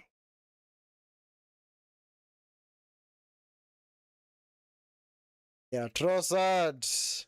Yeah. You have to ask me, I think he's been Arsenal's most consistent player this season, Yeah, Trossard has been good for Arsenal this season. Kick long by Kepa. It's now with João Pedro. No foul on João Pedro. Gusto, the up and over. Carella. Header with from Rice. This is Trossard.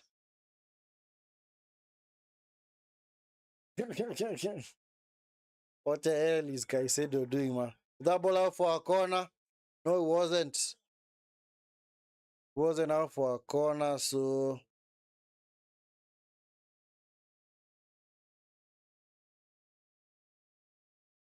Declan Rice, poor cross. It's now Enzo. By Estevao. Estevao, bad pass. Don't foul him. Do not foul him, Estevao. Come on, referee. That was a 50-50. Yellow card for Estevao. Anyway. Yeah, that was a bit harsh. Yeah, honestly, that was harsh. You know, I've been given a yellow card. But I felt that was a 50-50 challenge. Because he dispossessed Timber. Then Cucurella managed to win the tackle, but the referee thought that he won it unfairly.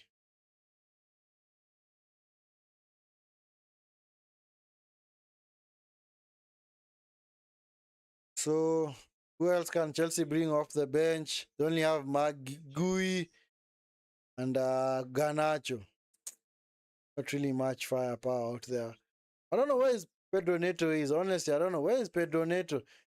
This is a game that would have suited somebody like a Pedro Neto. Enzo into Palma. Palma, João Pedro. Control that ball, man. Your first touch was so poor, man. Trossard is forced back.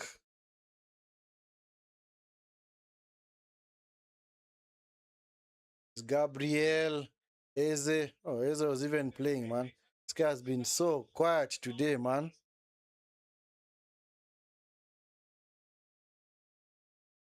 Eze, man. Chelsea have had the better chances, but unfortunately, they haven't really been clear-cut.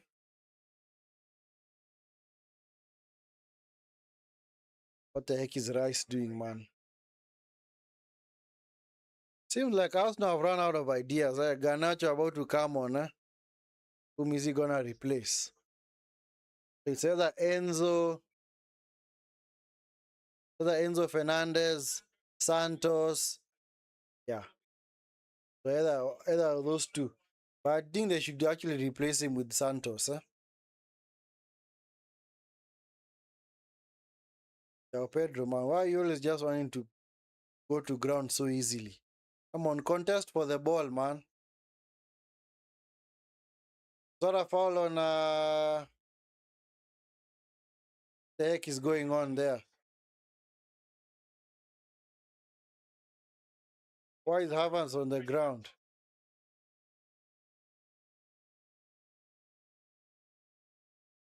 Okay, what's going on there?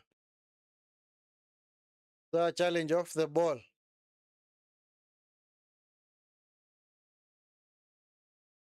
This might be peak for one person out here because the other referee is calling over guys, Or he's calling the captains, okay. Or that maybe he was gonna brandish a red card or something.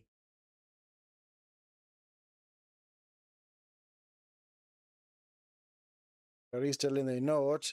Control your players, man. I don't want to see any of that, man. You are supposed to be competitive, not feisty. I don't know what happened there. Oh, it was actually an trip on on Zubimendi from Santos. I think Santos is gonna be taken off. Yep, Santos is gonna be taken off to be replaced by Garnacho. So that means that Enzo goes back into the center of midfield.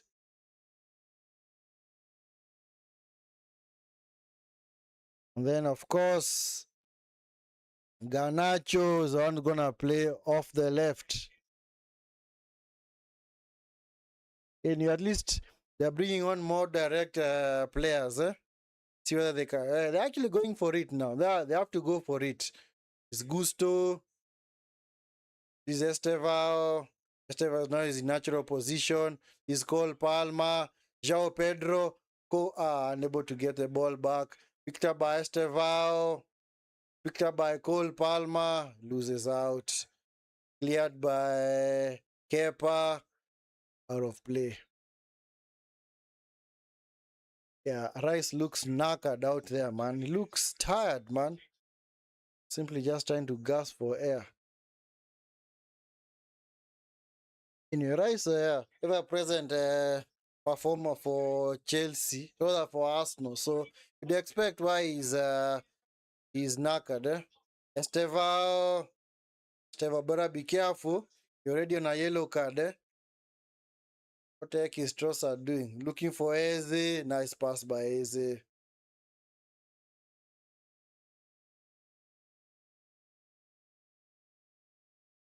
So anyway,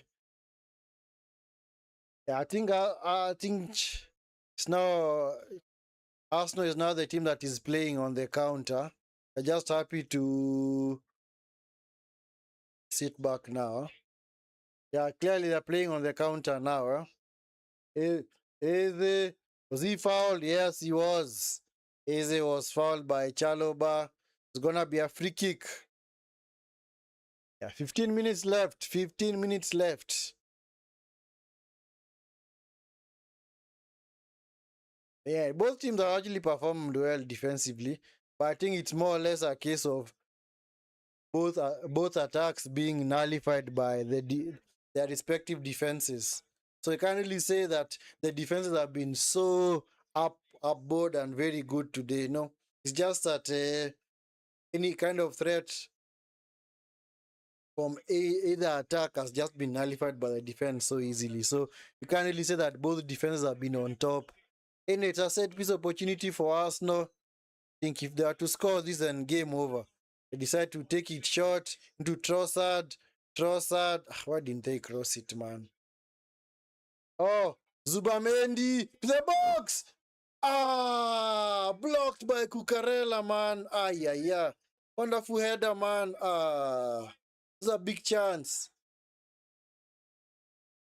Yeah. Gabriel was alone at the far post. The header hit Cucurella, man. I think that header was going to the back of the net. Oh, header for header, man.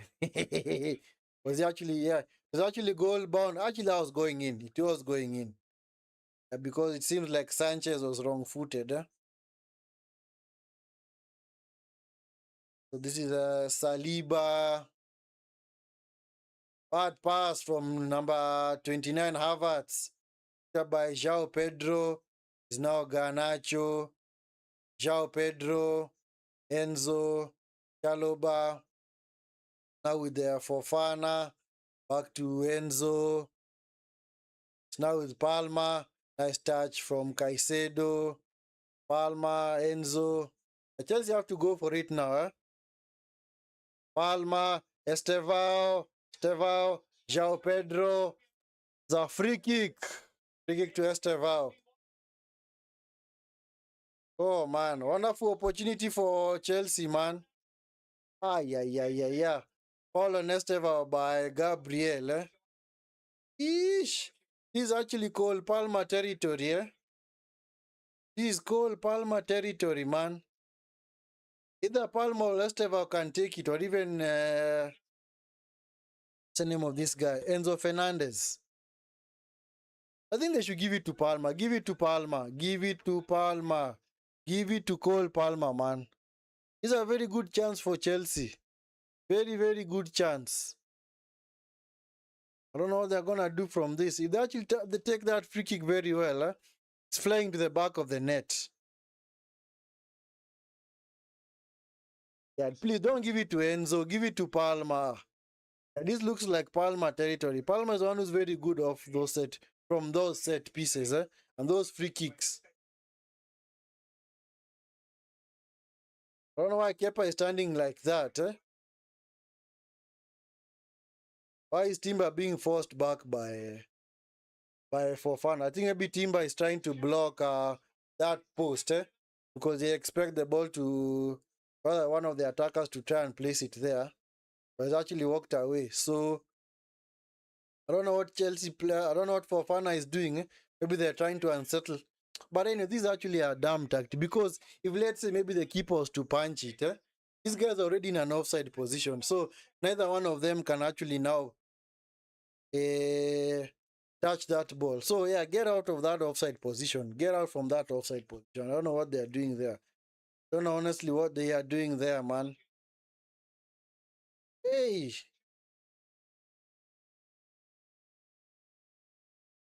where's the line? The line has even dissipated, man. Anyway, it's fine. But anyway, let's see what they are gonna do. Let us see what they are gonna do. Either that flies in the back of the net, hits the wall. Palmer, yeah, I was right. Hits the wall. Handball. Was that handball? Was that handball? Was there handball? Oh, okay. No, it's off the shoulder. It's no handball. It's no handball, man. It's no handball. No handball.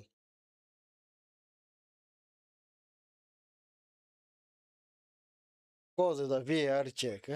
Nowadays, you have VAR in everything. League Cup games, FA Cup games. No, nothing wrong with that. There's no penalty there. Come on, referee, get on with it. No penalty.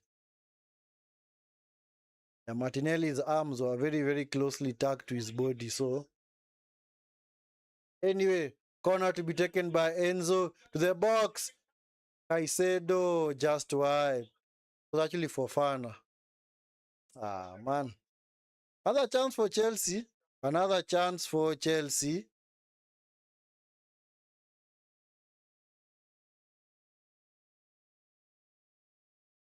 Fofana could not just direct that ball goalwards. Nice idea, though. Yeah, Arsenal are currently hanging on. Currently hanging on.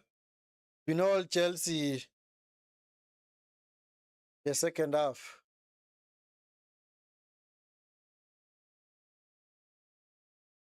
Anyway. But even if Chelsea were to score, the game then goes straight to penalties. So maybe that's the only that's the only option now. Because I don't see how they score 2 goals, Because I don't think other team scores 2 goals from this, unless maybe you get a dodgy deflection or a set piece. Because the chances that have been created today have been very, very low XG chances, man.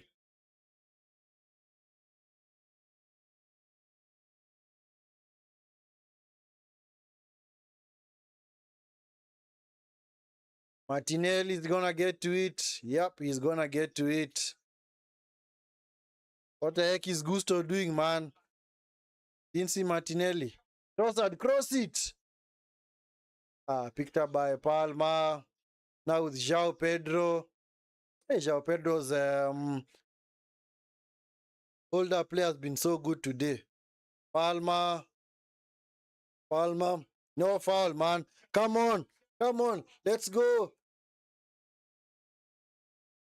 Is that a penalty? Referee, is that a penalty on Martinelli? Okay, let's see. Let's see. Let's see. Yeah, Chalobah clearly got the ball, I don't know how he's get a penalty for that. Honestly, that's not a penalty. Yeah, he got the ball, Nah. No, should not give a penalty for that. Because why do you expect him to put his leg? There's no penalty there.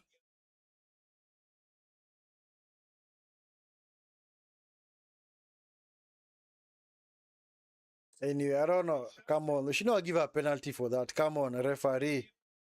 Thank you, referee. Yeah. Yeah, no penalty. No penalty. That's fair. That is fair, man.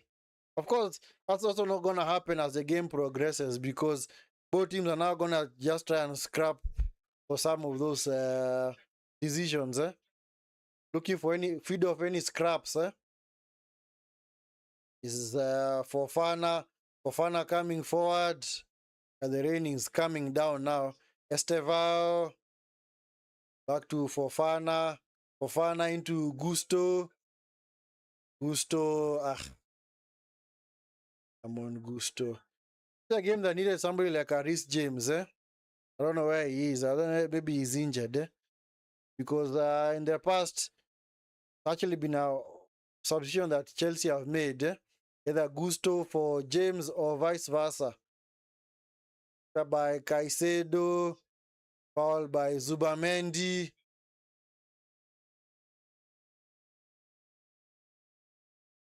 Champong is coming on to replace who? Replace Gusto. I think it should be for Gusto, yeah? Estevao is Fofana, back to Caicedo.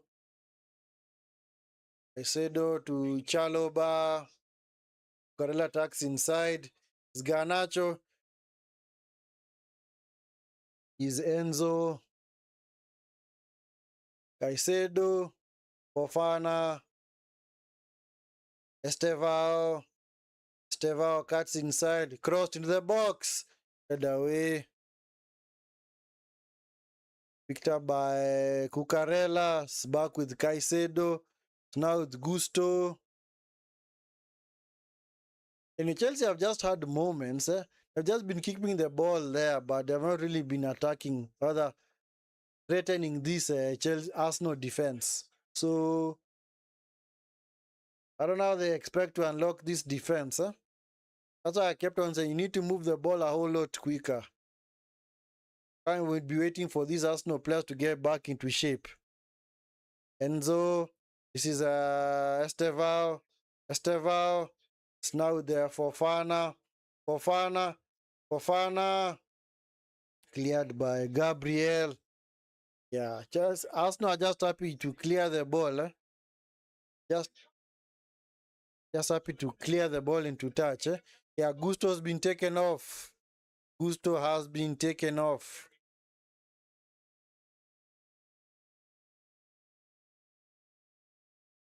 To be replaced by a Champong.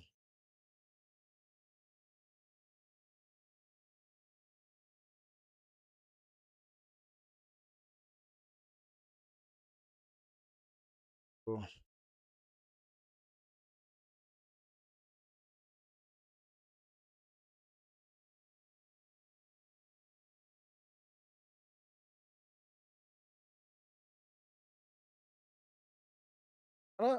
Chelsea have not really gone for it because the attacking prowess today has been non-existent. They just have been having moments. Just been having moments in the game. Yeah.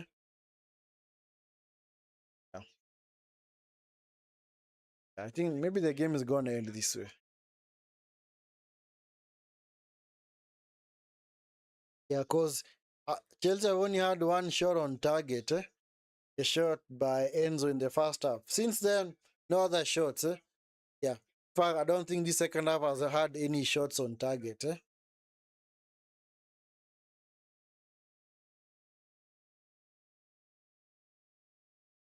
Yeah, the onus was on Chelsea to see whether they can actually level it up on aggregate. So, never really, even if Arsenal had to go through this way, then nobody can actually begrudge them that victory because the onus was on Chelsea because they actually did the hardest thing, which is actually win away from home. But winning away from home, especially in these two-legged affairs, is not very easy, especially at one of your biggest rivals. Saliba goes long, led away by Cucurella, by Garnacho, back to Cucurella, Fofana, Caicedo. Yeah, Chelsea need to move the ball a whole lot quicker now. Don't know why Caicedo is sleeping, man, honestly. Are you wearing flip-ons or what? Anyway, Trossard versus Champong. Trossard, what's he gonna do? Trossard, that's inside. On Trossard, where's the support?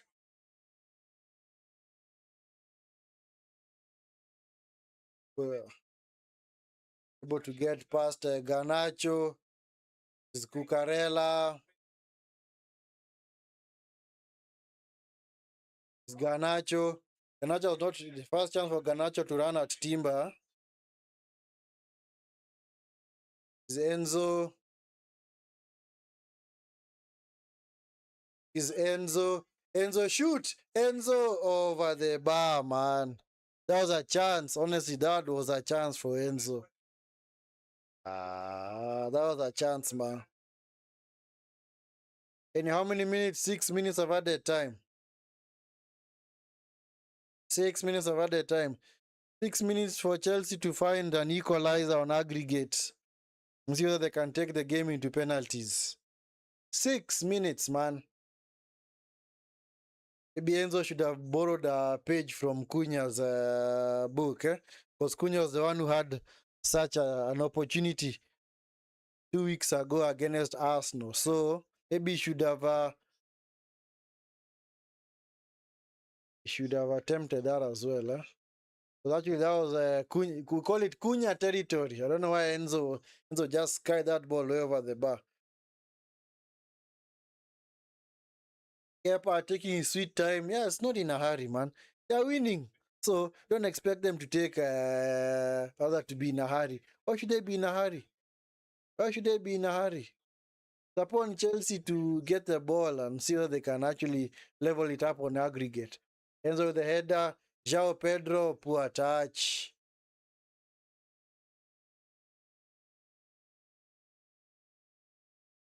The Sanchez. Kick it long. Sanchez, straight out of play, man. Shush. This guy, man. Surely. When your team is chasing a lead, then you do that. Just like more 30 seconds or a minute is gonna be wasted from that.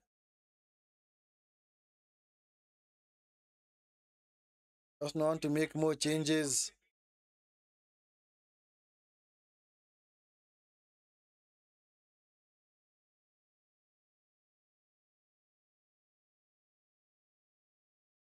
Nkapie, by Harvard, Trossard, Eze, Champong. The ball go out of play. Yep. Only 4 more minutes for us not to hang on, and they'll have booked their ticket to Wembley.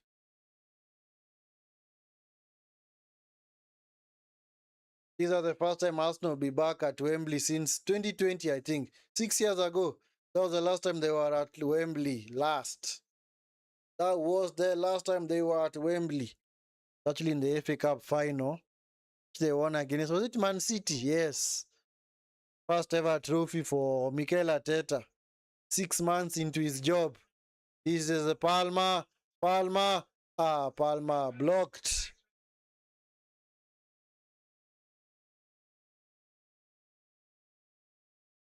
Come on, Arsenal unable to go on the counter there. Caicedo, Enzo,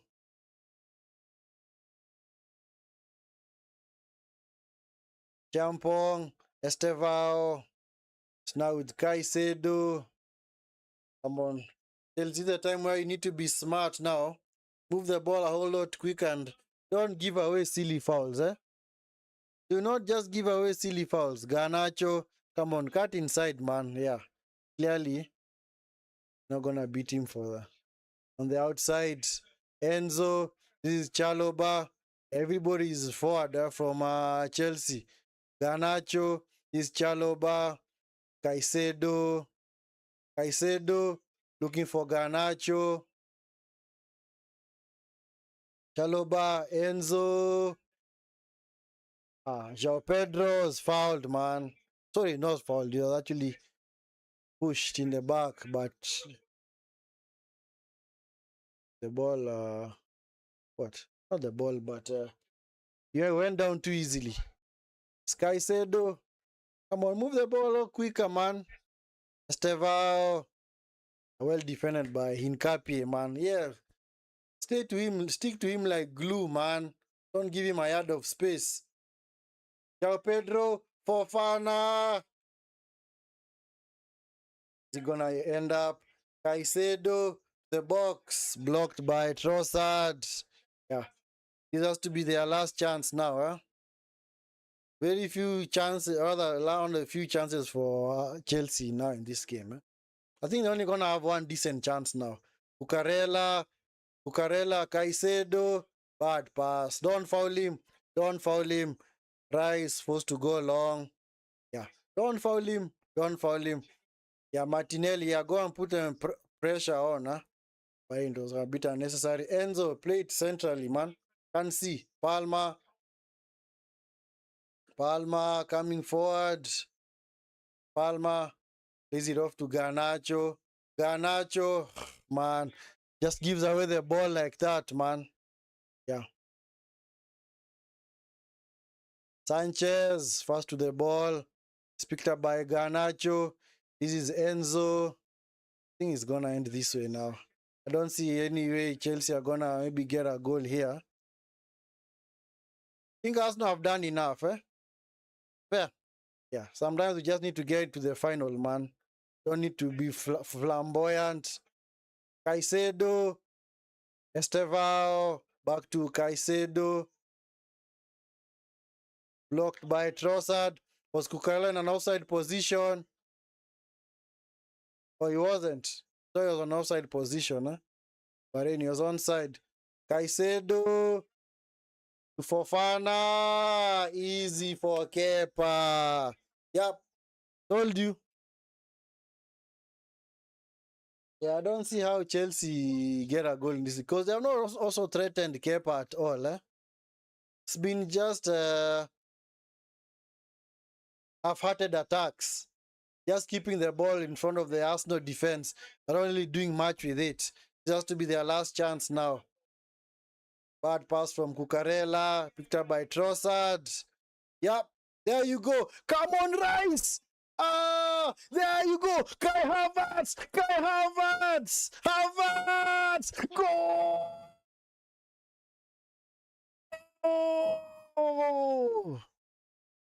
Counter, man. Sucker punch from Arsenal. 1-0. Kai Havertz. Game over.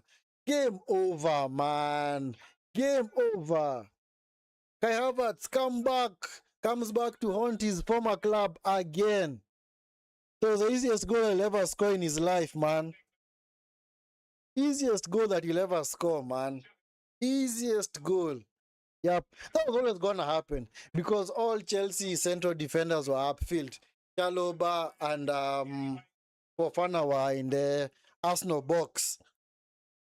So when the ball was turned over, clearly Rice, it was actually a 3 versus 1. It was Rice on the wing, and then Havertz and Martinelli were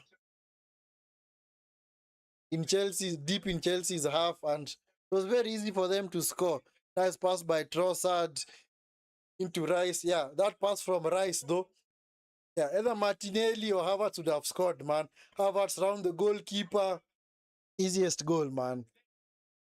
Easiest goal, man. It's always gonna happen. That was always gonna happen, man. It was always gonna happen. That's what I've kept on saying. Chelsea have not been threatening at all in this game, eh? Yeah, and I said one goal will be enough. One goal is gonna be enough. Now since Arsenal going back to Wembley. Finally, it's been a long time coming for Arsenal. It's been a long time coming for Arsenal. Yeah, come on, referee, blow the whistle now. Game's over. Game's over. Thank you. Final whistle. That was the last chance of the game. Arteta finally goes back to Wembley after 6 years, man. After 6 years of heartbreak and stress and pain and calamity.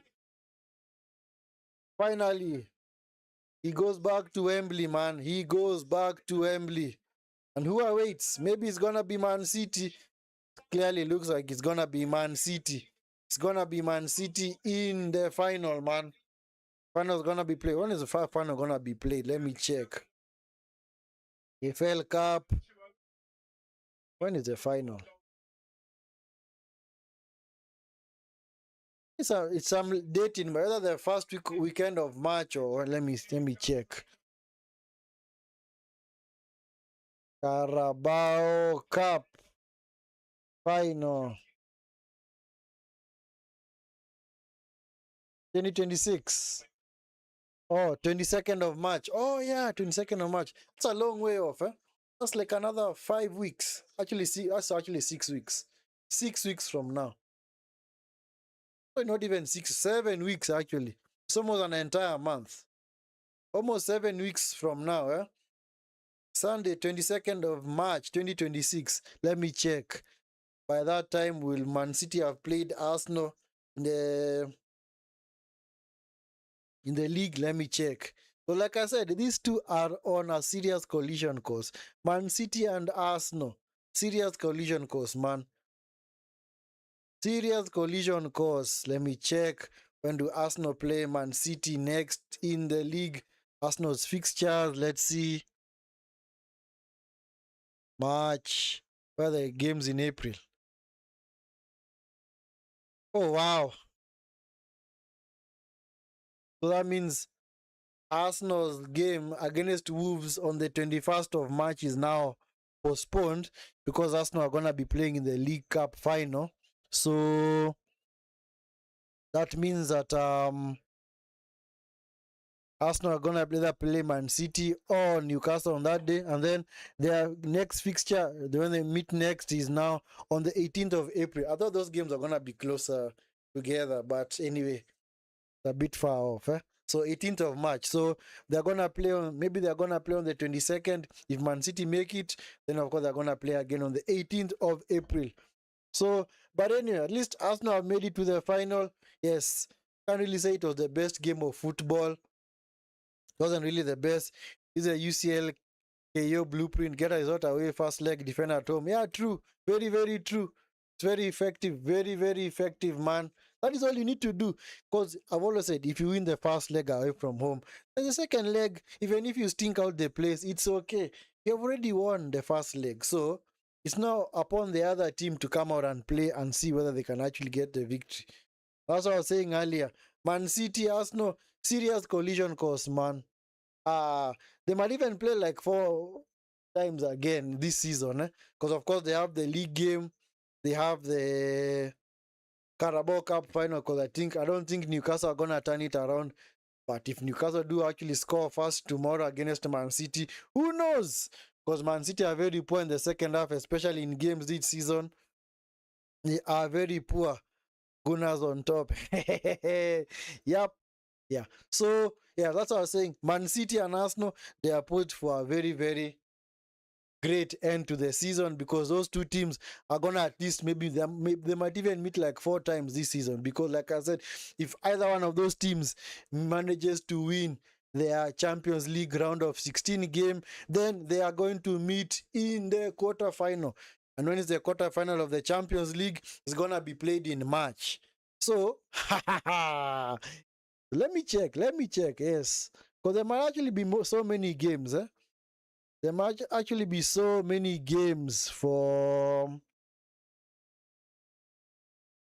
these two teams. Because whenever now we are chasing a league against your opponent, or rather your rival, and then you start getting to the latter stages of any cup competition, you do know that you're gonna be headed for a serious collision course. So let me just look at the draws. Let me see Champions League. Let me see whether I can get the exact dates of those quarterfinal games. Bracket view, let me check. Nah, it's gonna be in April. So actually, they might actually play 3 times in April. Actually, yeah, because the round of 16 or the playoff games are gonna be played in February, and then in March you're gonna have the round of 16 games.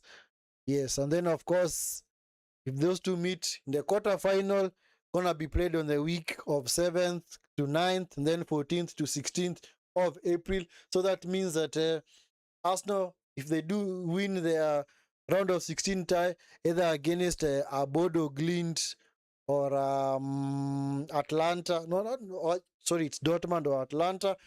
They're actually gonna meet Manchester City, because City, when they get through their round of 16 game, they might actually play either Benfica or Madrid. So it means that in the month of April, Man City might play Arsenal 3 times. Twice in the Champions League and once in the league, if they both make it that far. It's gonna be a crazy ending to the season. But anyway, like I said, Arsenal have already won this league. I think they've already won it. Arsenal have already won the league, because I don't see a situation in which they actually bottle it from here on. Because Man City are way too inconsistent in the league. If this was the City team of 3 seasons ago, then by now maybe they would have even been on level on points, or even maybe be top.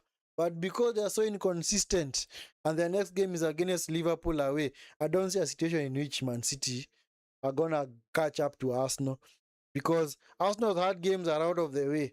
I think Arsenal, the only hard game that Arsenal have left are maybe Chelsea at home and the Man City away. Those are the only hard games that they have left. The other games are pretty much easy, man. So that's what I'm saying. Gunners on top, as Queen has said. Gunners on top. And you let them also win this league, man. Because we are tired of having every now and then Man City winning this league. Are they the only team that can win a league? Nope. The other teams out there, man. But anyway, if Arsenal do win it, then it's on course to be one of the poorest leagues ever. Because this league, man, this league race, man, it was one of the poorest, man. Because it's like every time Arsenal maybe have the opportunity of stretching the lead, either they maybe stretch it to 1 point. Then Man City, every time they get an opportunity to close their gap, they don't close it. They either draw or lose. Like against Tottenham. They're actually leading 2-0, and they're very comfortable in that game, especially in the first half. But of course, I think maybe they may have inherited that title of bottlers from Arsenal, because they clearly bottled that lead, man. But Man City, of course, record has been so poor, especially in the second half of games this season. In fact, I think they've only conceded like 4 goals, or other 4 goals in the first half this season. And then in the second half, most recent games, they've actually conceded like 16 goals, man. That shows you that their record is so poor, man. Very poor. Because if I'm to look at how many goals have they considered this season, 23. Yeah, so out of those 23 goals, 16 of those goals have been conceded in the second half of games. So my friend, of course, if you're conceding 16 goals at this stage in the second half, it clearly shows that your defense is out of sorts. But anyway, maybe we're going to discuss that further tomorrow when we now cover the Newcastle versus Man City game. Yeah, Newcastle are the current holders of the Carabao Cup, but because they lost that first leg, I don't see a situation, any scenario in which they actually win that game, unless maybe they are going to maybe go on the attack. In fact, when was the last time that have Newcastle ever won at City? I don't remember. Nothing comes to memory. I don't remember any situation in the past or any game in the past where actually Newcastle won at City. When was the last time? Well, let me check. Let me check that head-to-head record. Let me check that head-to-head record, because Newcastle have to do the impossible, man. They'll have to do mission impossible. Because Newcastle, when was the last time they won at Manchester City? Yeah. No result comes to memory. Let me check.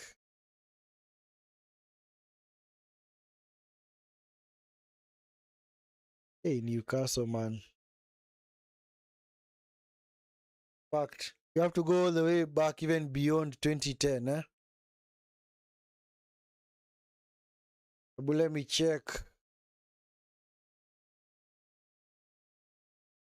Another site that I normally check. It's called Soccer Base, where you can actually get to understand some of these head-to-head records. Check. Head to head. When was the last time that Man City lost at home to Newcastle? Let's look for Man City. This is Newcastle. Yeah. Hey. But actually, their records are almost similar because for all the games that they have played against each other, Man City have won 80 games in total, while Newcastle have won 74. But of course, many of those Man City wins have come in the past 10 to 15 years, because that is when City have been dominant. So let me look. We will have to go beyond 2010. Newcastle. When was the last victory against Man City at Man City's ground? My goodness. You have to go all the way back to when? 1984. My goodness. Is that correct? Based on my records here, guys, the last victory that Newcastle had against Man City at Man City's ground was in 1984. Were we even born? I sure I wasn't. Maybe most of us were not even born back then. 1984. That's 42 years ago. That was the last time they won at Manchester City's ground. That's why I'm telling you, it's mission impossible, man. Clearly mission impossible. Let me see whether that's correct. Newcastle last victory over Manchester City.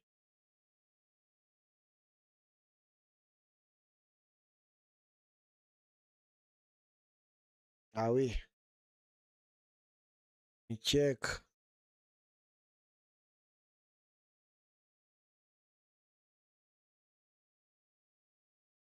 Yeah.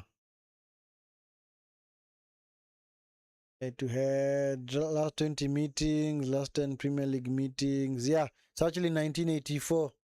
1984, guys. 1984.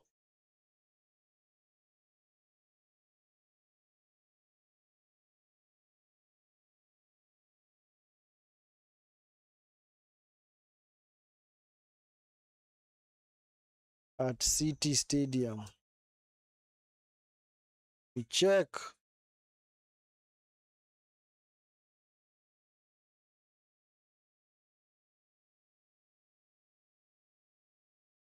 Yeah, it's actually 1984. So that was the last time that Newcastle managed to win. Yes.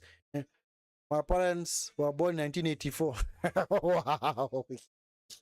Yeah, that clearly tells you. 42 years ago, man. That's what I'm saying. It is mission impossible for Newcastle. Unless maybe they get an early goal and then maybe Man City are reduced to 10 men. Or maybe to get one or a goal, maybe a goal back before halftime. Because if they do that, Newcastle are very dangerous, especially on the counter. And Man City, in fact, is either a team this season that is very, very susceptible to the counter. It's Man City. So they might actually have a chance. They might have a chance. But they honestly need to score fast. They honestly need to score at least one goal in the first half. And just ensure that Man City do not score any goals at before halftime. Because if that was to happen, then I don't see a situation in which they actually manage to win that game. Because they have people to go on the counter. They have Gordon, they have Elanga, they have Jacob Murphy, they have Harvey Barnes. So you see, they've got so many players who can hurt Man City on the counter. But now, unfortunately, they're gonna get that space. They're gonna get those opportunities. That's what I'm saying. They need to score fast. Maybe they need to borrow a page from Tottenham's book, because Tottenham actually managed to play a very wonderful game, especially at Man City's ground. They somehow managed to win. City might be going for a league, but somehow when they meet Tottenham, they just choke. So maybe they need to borrow that kind of tactic from Tottenham. But anyway, we will see. I'm sure maybe we're going to discuss that further tomorrow, guys. Let's hope we're going to discuss that further tomorrow, and let's see how that game is going to go. Anyway, guys, if you are here and you have not yet subscribed to the channel, please make sure that you like the video and subscribe to the channel if you're not already subscribed. likely going to be Pep versus Arteta in the final. Yeah, of course. Yeah, I don't see how Eddie Howe manages to get his team back to Wembley. Don't- Yeah, that was the first leg was the game for them. They actually played so poorly in that first leg. I don't know what happened. It's like and funny enough, when they met in the league, they actually outplayed City, the game in which they won 2-1. But now when it came to the League Cup, it's like Man City had a very, very disciplined performance against them. Either way, tough opponents. But I think the game that actually favors Arsenal is Man City. Because if Arsenal do manage to play Man City in the final, which they have done in previous finals, either in the FA Cup, I think Arsenal are gonna win. For me, I think my money is gonna be on Arsenal to win this League Cup because clearly they have the defensive solidity and they have the players to hurt Man City on their attack. Man City have neither. Man City, of course, are just gonna maybe try and maybe get people like Chucky or Bernardo Silva on the ball, try and unlock that Arsenal defense, and they're just gonna be passing the ball from side to side. So if it's gonna be a Man City versus Arsenal final, I do fancy Arsenal. But if it's gonna be Newcastle versus Arsenal, might be anybody's game because both those two teams play a very similar system. Newcastle and Arsenal are very, very similar system. They both play a 4-3-3. So actually Newcastle might actually give Arsenal a way better game, a much tougher game than Man City. Because for me, I always go back to that game, Man City versus Manchester United. There was a time that Man City were clearly opened up. Man City would have even lost that game even 5 or 6 nil against a Manchester United team that had an interim manager for a manager, man. So City clearly very, very susceptible to the counter. It's like if you just bypass the press, they are done for. If you just bypass that high press from City and get in behind, they are done for. But anyway, we're gonna chat more. Yes, Lex of Maweu and Queen. Hope you're gonna be here tomorrow. Yeah, let's dissect that game, And of course, the other games that are gonna come up. And of course, also gonna be covering the games on the weekend. So let's hope that at least tomorrow's game is gonna be way better than this one, because this one was just what do you call it? It's what you call, but it's the perfect example of what we call leaving it late from Arsenal. You leave it late, you stink out the place, just strangle the game completely, just nullify the opposition, and then when you get the chance on the counter, do your business, case closed, go home. See you later, man. But anyway, thank you so much, guys, for being part of this watch along. It's not really been the best, but at least his Arsenal are through. Arsenal are through to the final. It's Arteta's second final ever at Arsenal. He won his first final against Man City way back in 2020 in the FA Cup. It seems likely that he's going to meet another Pep team in the final of the League Cup. So anyway, we're going to cover the game tomorrow as well. Newcastle, Man City. Just also to analyze that game as well, and see whether whoever qualifies, whether whoever makes it to the final, whether they might actually have a chance in that final. But anyway, guys, make sure you like the video and subscribe to the channel if you have not already subscribed. If you're new to the stream and if you're a new user, rather it's your first time on this stream, rather, make sure you support the channel, like the video and subscribe to it. Yes, we're trying to get to, I think, 1,000 subs, so make sure at least you partner with us so at least we can get the membership active on the channel. Anyway, guys, thank you so much for being part of it. How to sign off. Hope you're gonna meet tomorrow, guys, for the other watch along between Man City and Newcastle. Let's hope it's gonna be a very exciting game. I honestly hope it is, because games between Newcastle and Man City are always exciting. Until then, guys, do take care. Peace. Goodbye. See ya.